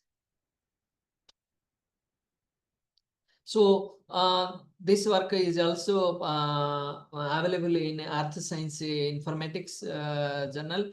So one can have a look at that. The recent study we have done in our Southeast Asian longitudes sector, which has data from Indian region as well as from the eastern side also. It has data. I think some stations are there from Bangladesh also in this study. So we did a study to find out to point out the near sunrise equatorial plasma bubble. Usually the equatorial plasma bubbles are post sunset phenomena, but for this April 2024 storm, we found a near sunrise equatorial plasma bubble that is spreading in a broader longitude sector for this event. This receiver is actually located in our university. septentrion receiver, polar X5 as receiver. This is ionospheric monitoring GNSS receiver.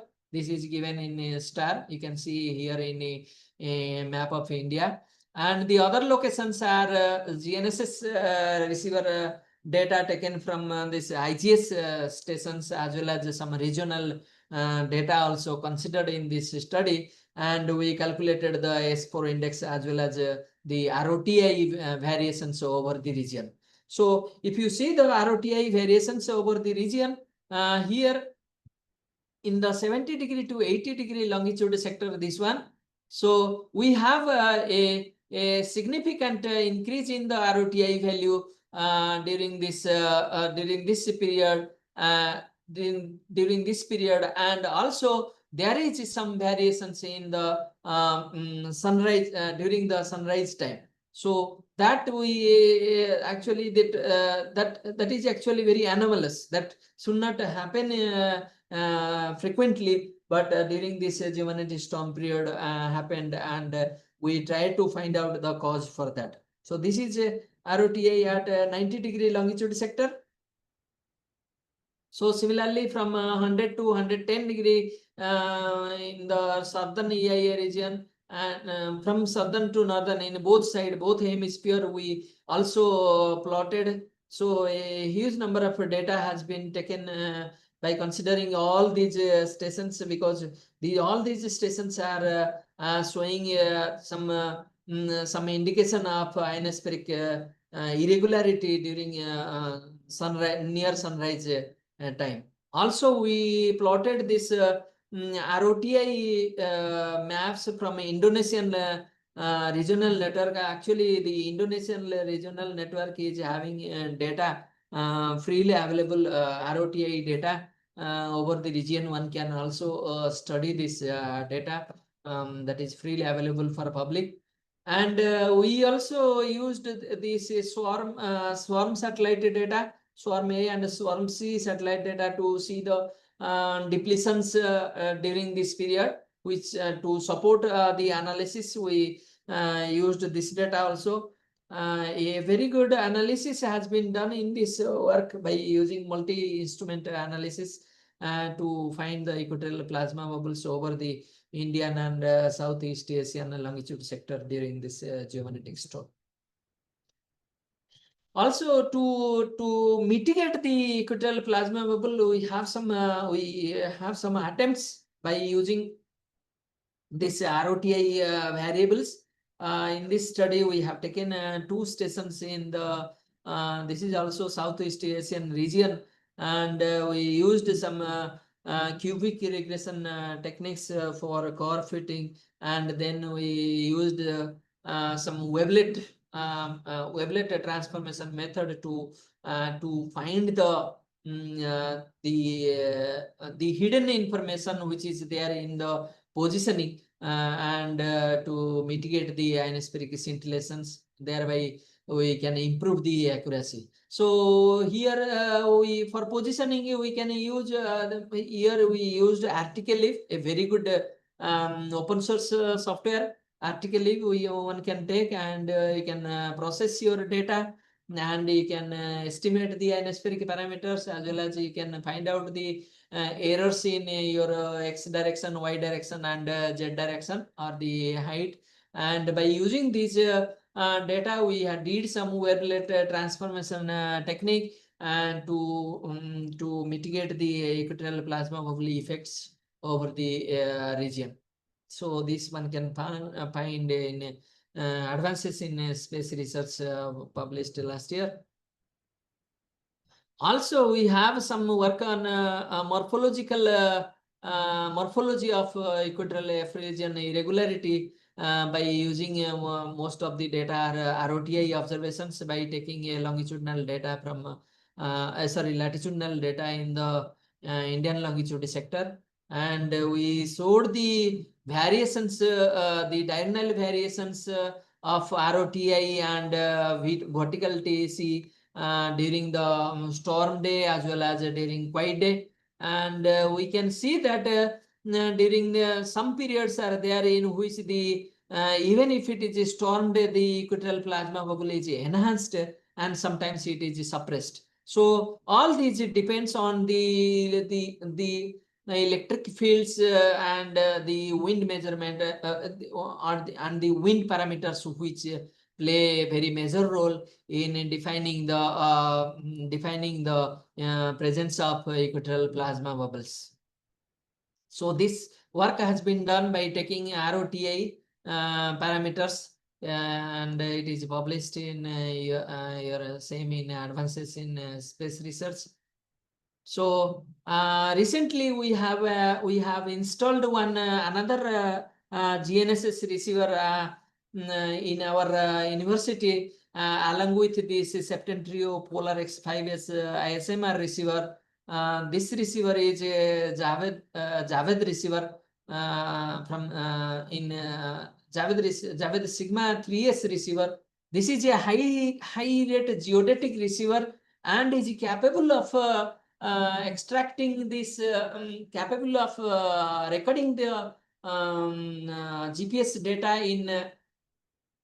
in a very high rate in nanosecond, and also it is having a very broad range of frequencies. In fact, this receiver is very the importance of this receiver is this is recording the NAVIC data, the Indian regional navigation system data in both L5S as well as in L1 also. So 3 data is available. Now we are trying to establish a network of this receiver over the Indian region, starting from southern latitude to northern latitude. Around 11 GNSS receivers are ready to be installed. One receiver already installed at our location, and other receiver establishment is in progress. Once it is done, we can have a good work on by using the Indian regional navigation data over this location. Of course, the signals will be also accessible towards the border region also, surrounding region also. If the receiver, if an NAVIC-enabled receiver is there, one can get the data also. We have also installed here this worldwide lightning location network station with the help of Professor Mustafa.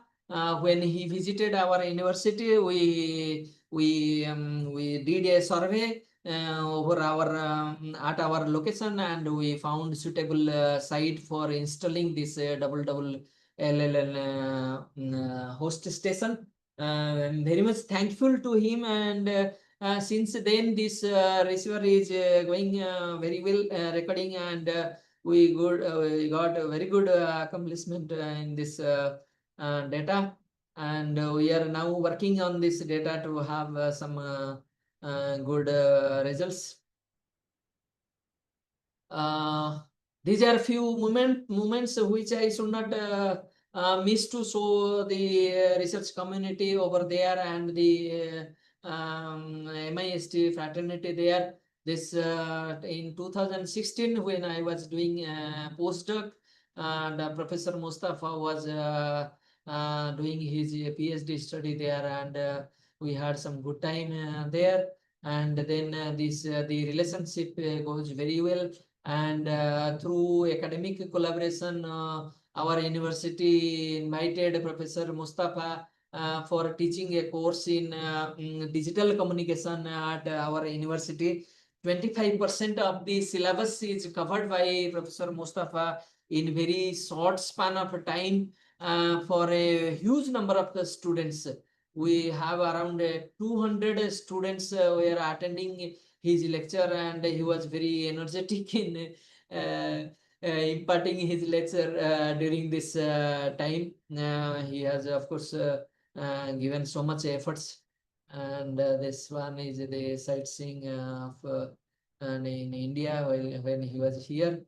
And thank you so much. I think this my photo in the left side is people might be knowing. This is the Greenwich Meridian, where I visited sometime in 2012, and this is the 0 degree from where the study of the ionospheric person starts, or the any navigation person, for him the calculation of this positioning and all the longitudinal variation and start. So I would say that the ionospheric studies for this totally latent content, as well as ionospheric irregularity study is very much essential for any region, for a civilian as well as for any precise application, for any for a defense application. We can also have some study on ionospheric variability, because ultimately this ionospheric modeling, the irregularity modeling and the delay modeling are done, how much precise it is done, based on that the accuracy is affected. If somebody is using any means space-based radio signals for any kind of study. Of course, there are some restricted signals are there for military use, in like in your GPS you are having the like this encrypted services are there. Even in our in this Navic also some encrypted data service is there, but still the civilian data is nowadays so much civilian data is available, who can actually work on this signals, and they give some good products for the defense. I will give you an example here. Nowadays this drone studies are very much, people are very much excited to work on drone based study, and we also started working on multi GNSS receiver mounted on a like UAV, and we fly it for some time and see how the drifting is occurring and how the variations are occurring, and how in kinematic mode or moving mode, how much accuracy it is giving. We are trying to work on that, and this now it looks like a drone era is going on, and many people are concentrating on the precision of the drone movement. So with this, I will try to conclude my talk here, and I hope this my talk is useful for the students who are attending, and interesting for the faculty over there. Thank you so much.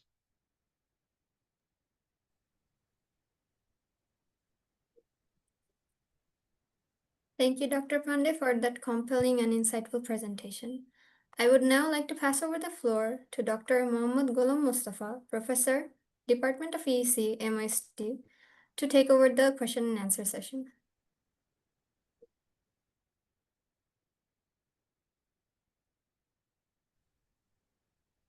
Okay, thank you very much, Dr. Sampad, for continuing for a long 2 years, 2-hour session. Okay, and thank you Thank you so much. Anecdotes, our association from 2014 or 2015 onwards. Is it that when you had been doing your postdoc in Frederick University, Cyprus, and I had been doing my PhD? I think voice is little low. I'm not able to hear. Just so can you please hear me now? Yeah. Okay. I'd first like to thank you for continuing a long 2-hour session. The time just flown by. Okay, and also mentioning the anecdotes, our association from 2014 or 15 onwards, isn't that? When you had been doing a postdoc in Frederick University, and I had been doing my PhD in high frequency radio communication and HF spectral occupancy effects. So we remember those days, and the second time we met in probably 2019 in a workshop, international reference ionosphere Yes. workshop in Correct. Cyprus. Those days were very good, and since then you had been a trusted friend of mine, and your entry into my domain has changed my life a great, and I have achieved Thank you. Thank you so much. values. I have it added much of values to my life. Okay, so Thank you. apart from that, let me take some questions. There are though few questions, but they are Yeah, please. really because they are really very inquisitive. The first question, as you can see, Dr. Sampad, in the chat box, email from EC21, he has asked about, as someone who knows who is new to this, the student is new to this technology. So he is finding it difficult to understand the machine learning models trained on GNSS tech data. And he has a question whether it is better than the physics-based models. You should also compare it with the data-driven models too. So which one will give the better prediction of these disturbances? Would you take this question? Yeah, of course, this actually the voice is a little low, but I am able to read. I think Mr. Asar has that question related to LSTM model. Why LSTM model is popularly used? LSTM model actually, of course, it is popular. But nowadays, combined model also nowadays people are working, and that is giving very good result, like CNN with any other model. There are a good number of review papers also came. I went through those review papers also, and they are using actually day by day very the area of deep learning is changing day by day. So very good models are coming up time to time, and LSTM was many people used LSTM during 2018 to 22. After that, people started using a combined model to retain the positive things from two different models and combine them. I have another question. Jazijul Islam Rhythm asks. He Sorry? is undergrad student from EC department. His question is, what are the current limitations of existing mitigation algorithm for ionospheric scintillation? And where do you see the potential for improvement through AI or advanced signal processing? Would I Yes, forward the question? yes, Would I actually the scintillations is a very dynamic phenomenon, and we do not have the scintillation data all over the region. The scintillation receivers are sparse as compared to the geodetic GNSS receivers. As you know, the only few receivers are there over the globe. That is under some projects, like your university also recently installed one scintillation monitoring receiver. So the scintillation actually many of the work have been done on only GPS based scintillation services. But nowadays, if you see, there are multi GNSS services are there, and the cooperation between different GNSS systems is strategically improving. That means you can have the multi GNSS receiver to avoid any circumstances in which if GNSS fails, then if GPS fails, other GNSS like GLONASS, Galileo, or other GNSS, they will be as a backup for that. So if any scintillation phenomena happens for one frequency, the other frequency will be supporting for that. That is called cooperation or inter-frequency cooperation in the GNSS receiver, which is now people are trying to work on that, because it becomes a complex phenomena to have a multi GNSS receiver having a different frequencies and mitigate the ionospheric scintillations in those during measurements. Of course, AI also people are working on that because the scintillation, if you plot the scintillation index, the variation is very sharp variation is there. Okay, so to handle that, we can take the help of AI. Of course, we can use AI, and there are very few work on AI-based services on, particularly on scintillation part. But there is in your TEC, totally electron content, as you know, that is a large scale variation. Good number of works has been done. Understanding has been somewhat clear. But in scintillation, still people are trying to explore different phenomena related to scintillations. And also there are things people are also trying to work on traveling ionospheric disturbances, TID. So this is also another area in which people are concentrating more. We have probably a question on ionospheric physics from Abdul Waris Khan. He is a PhD student. Okay. He has asked that could there be any relation with ionospheric total electron content change with the Earth's magnetic field change, as the Earth's magnetic field is shifting. So whether there could be a Yes. change or not. Actually, the phenomena, the Earth's magnetic field, we can say that it acts like a protector of the Earth. It protects the Earth. The Earth's magnetic field protects the Earth from any external fields or any external energy that enters into the Earth. So whenever anything happened in the space weather, so the Earth magnetic field is actually, there is a coupling between different layers. So through that coupling, the energy sometimes is transmitted to the Earth's magnetic field, and we get the magnetic disturbances are there.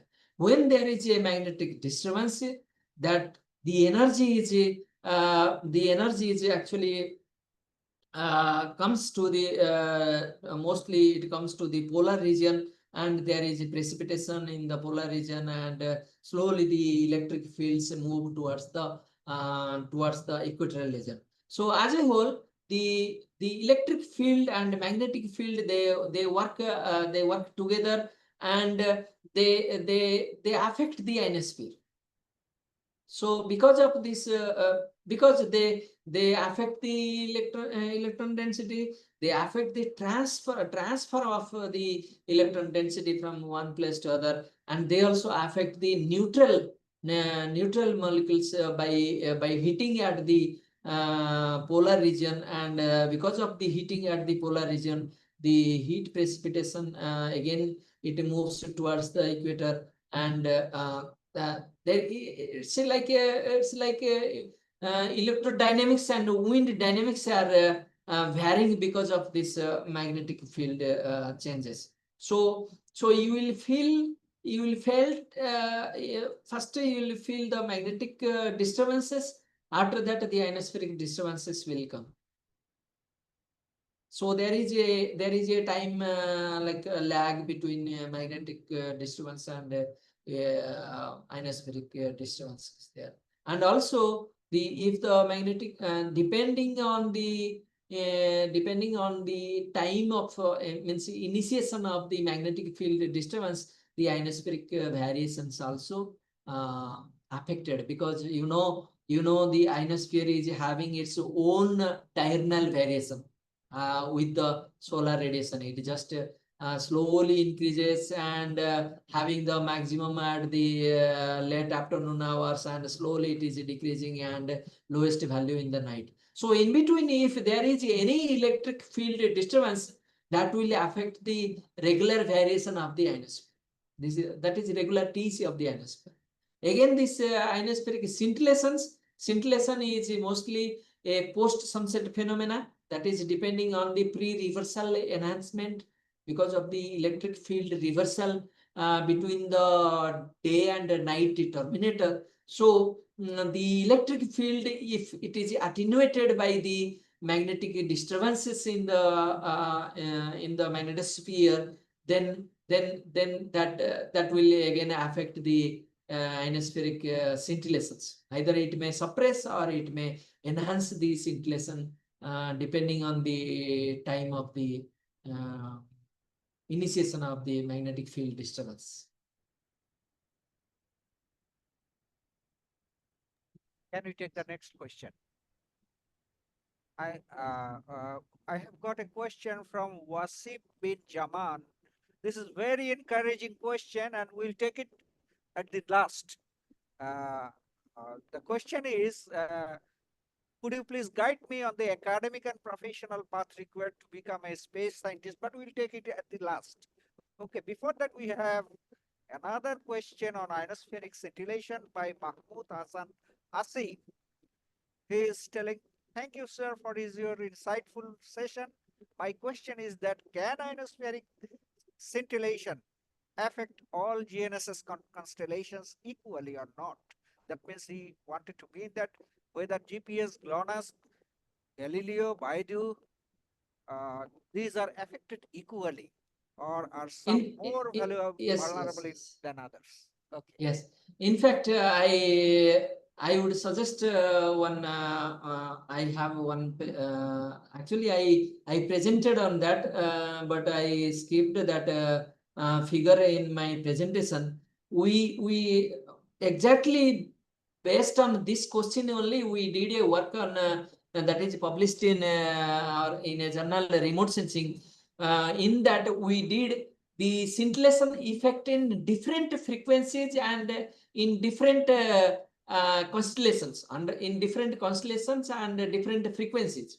For each constellation, you are having 2 or 3 frequencies. We considered all the constellation and all the frequencies to see the effect of scintillation in them, and we came up with some analysis that this study is a must for someone who is doing a regional study on ionospheric scintillations in a multi-GNSS receiver. So in that we have shown how the scintillation effect is affecting a GNSS which is having a GNSS signal which is coming from a GNSS satellite which is having a circular orbit or inclined circular orbit, and a which is coming from a from the geostationary orbit, and another one which is coming from a geosynchronous orbit. How the dynamics of this satellite movement also affecting on the ionospheric scintillation, that also we studied. So of course the ionospheric scintillations is frequency dependent. So also because the higher the frequency, based on means that is there is a relation between the frequency and scintillation. It's like the how much your signal is resistant to the ionized medium. So based on that, the penetrating power of the signal varies with frequency. So yes, there is a effect in different GNSS, and they do not affect equally. There is some variation between them. Dr. Sampad, we have got another question from ionospheric remote sensing. Now they have come down to atmospheric remote sensing. I don't know whether you will take it or not because it is not Yeah. within the purview of your presentation. But Yes, still yes. that if you can I think answer. Mr. Hassan Asif asked about another question. What is the best starting point to learn and analyze RINEX files for extracting precise data, like for example, precipitable water vapor and zenith total delay, etc. Okay, so actually I have some basic knowledge on that because I have done some work on water vapor also. So for water vapor, the same RINEX observation file you can use, but this is because your water vapor is a neutral effect. So you have to process it by taking into consideration of the temperature and the dry delay part. So you have wet delay here and dry delay, and temperature also you have to. There are certain some softwares there. The good software which is very which most of the water vapor people are using, that is 𝐷AMIT. One that is open source software. I think if you are a student, you can access the 𝐷AMIT code through your professor. Means your professor has to write a mail to MIT regarding to provide you the 𝐷AMIT package for the academic use. And of course there is one manual is there for that. One by it's a Linux based. So you can do through follow the manual, and you can process the RINEX observation and navigation data to estimate the precipitable water vapor. This is the thing what you can do with GNSS data. However, people in this while estimating the precipitable water vapor, there are certain parameters which has to be considered, like a geoid model, or because your the tropospheric delay is a small quantity, so you have to estimate it very precisely. Otherwise, you won't get the get very good results. So some people what they use for temperature and partial water vapor data, they use the regional meteorological data also they use along with this GPS data for getting good accuracy. Also, if you have your own meteorological sensor which is collocated to the GNSS, that means the GNSS receiver is having some option to connect the MED sensor, meteorological sensor, along with that. Then in your GNSS data, RINEX data, you will be having the tropospheric data also. That will give you the temperature, partial water vapor pressure, and then your GNSS observation data, from which the delay component you can extract very precisely. So yes, you can use 𝐷AMIT. There are some other packages there. I forgot some some Malaysian group. They have TroWave or something like that. They have some software. I don't know whether that is free or not. But 𝐷AMIT is free. Then Bernice package also there, but that is very costly.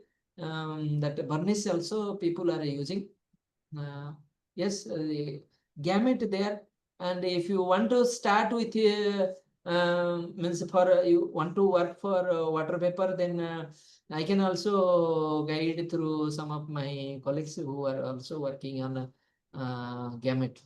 Even one of my PhD student also doing work in 𝐷AMIT, not for water vapor, but he is familiar to 𝐷AMIT for processing ionospheric phase. Yes, water vapor is a very good topic now.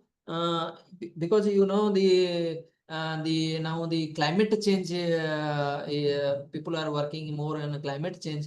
So what happens, sometimes cloud bursting happens. So this cloud bursting is a very means a critical phenomena in our I think in our northern side. I have came across some instances in which the cloud bursting happened, and a huge rainfall will happen in a limited period of time, which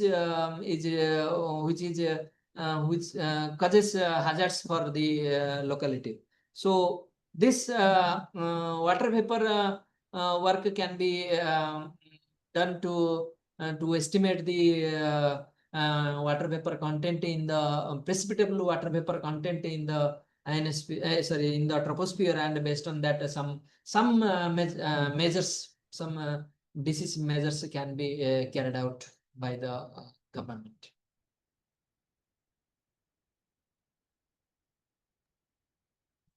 We have another question. This is also a clarification from the main topic. That is there any natural phenomena like lightning that can cause irregularities in the ionosphere? So is the last question, Dr. Sampad, if you can see. Is there any other natural phenomena like lightning that can cause it? Yes, yes. You can find a good number of papers on the lightning effect. As you know, the lightning is a like lower atmospheric phenomena. All the climate related thing, all are happening within 10-kilometer height, you can say. But ionospheric variations are happening above 60 to 70 kilometer above that. So what happens when there is you know, the lightning, actually some lightnings are earthward directed and some are directed towards the up, towards up. So those are like sprites, and we can say I don't have that much more knowledge, but I know that there are effects of lightning on the ionosphere, particularly to the lower side of the ionosphere, that is like D and E regions. So D region, there like some absorption phenomena is happening in the D region, and it can contribute to a bit towards the E region. So you can get some information in the ionospheric data. Also, lightning, there are some studies on this some what is that called? Any wind related parameters also. If you have a huge wind in the climate, also there is some propagation of that to the upper region, and that affecting the lower part of the ionosphere. So yes, the irregularity there, and the effect is very less, but for that you have to neglect other associated parameters like gravity waves and all those parameters. You have to take care very precisely, so that you can get the effects of lightning. So it can be like a supportive parameter for lightning study.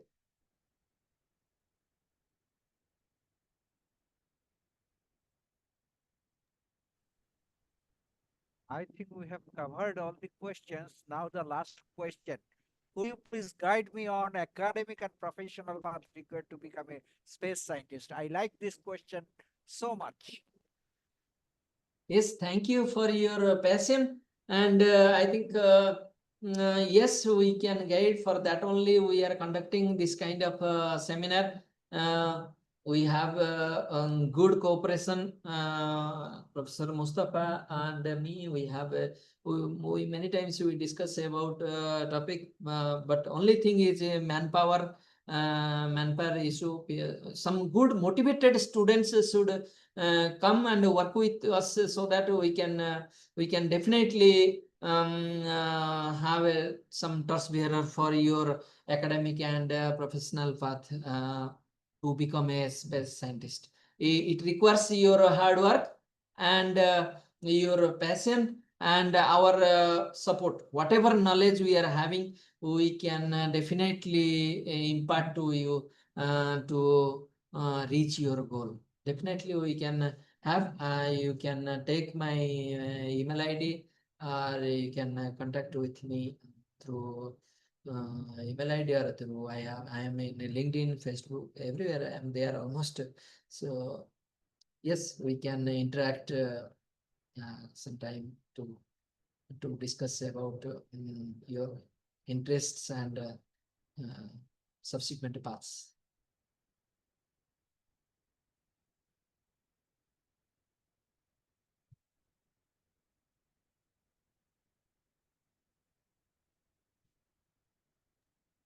So I have finished taking all the questions. If anyone is having any other question, then you can email Dr. Sampad. I think Dr. Sampad, you can, if you are kind enough to give your email address, that people can mail you with the questions.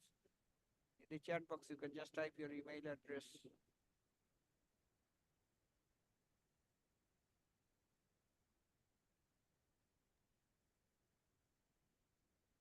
Thank you, Professor Mustafa, and thank you, Dr. Sampad Kumar Panda.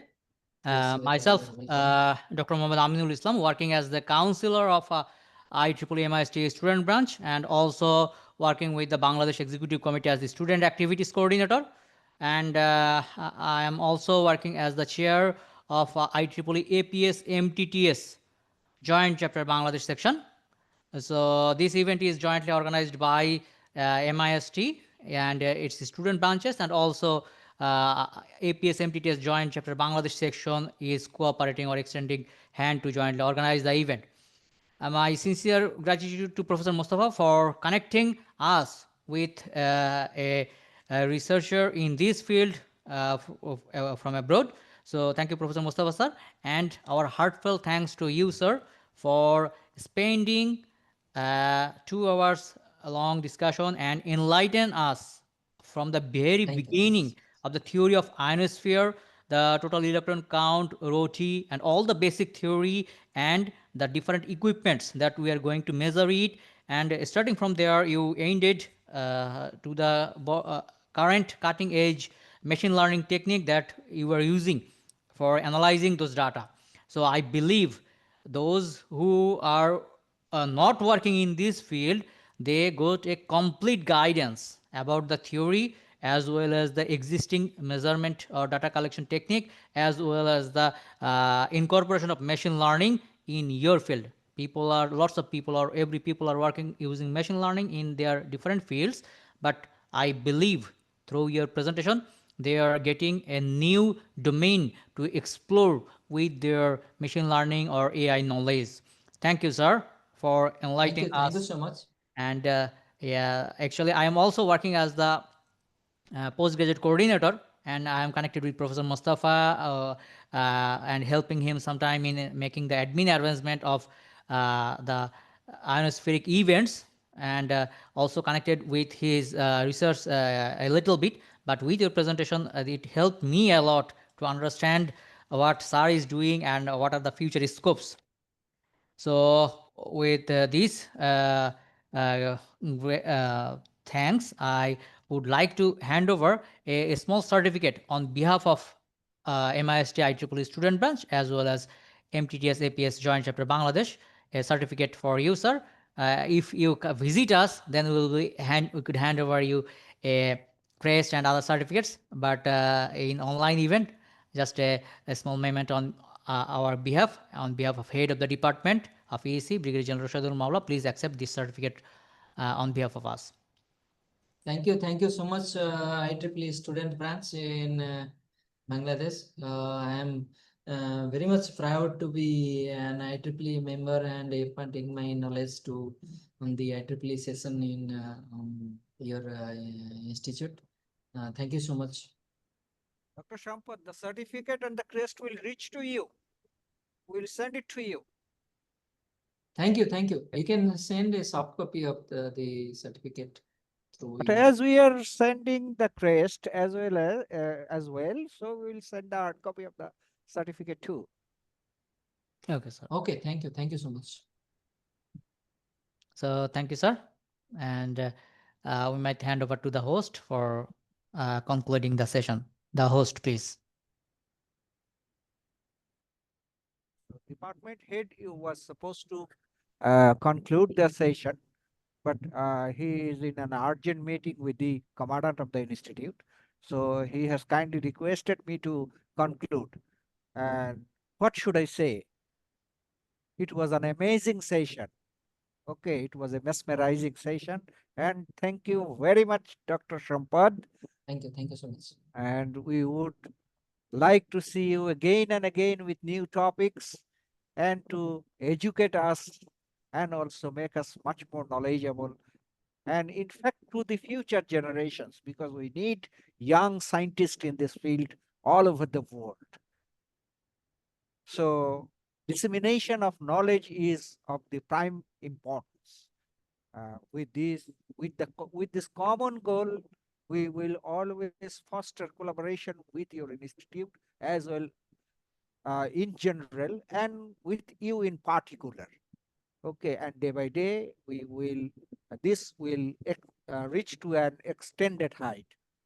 So with this, I would like to request everybody to give a emo of clap to Dr. Sampad for this wonderful session. Thank you very much, Thank you. Dr. Sampad. Thank you. I would also like to thank the head of the department, MIST, for his kindness for arranging this lecture today. So I am very much thankful to him also. Okay, thank you very much. So let us call it a day. Have a good day. Thank you. Have a nice day. Bye. Thank you, sir. Before concluding, we might have just a group photo, and then we might conclude. Yes, sir. Thank you. Okay, sure. So go to the next slide and take a screenshot of with all the attendees of today's session. And if you are comfortable with your video camera, you might turn on the video camera.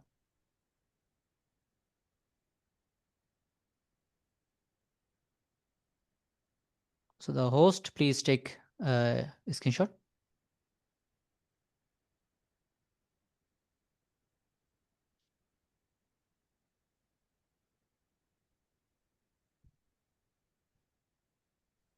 Thank you, sir.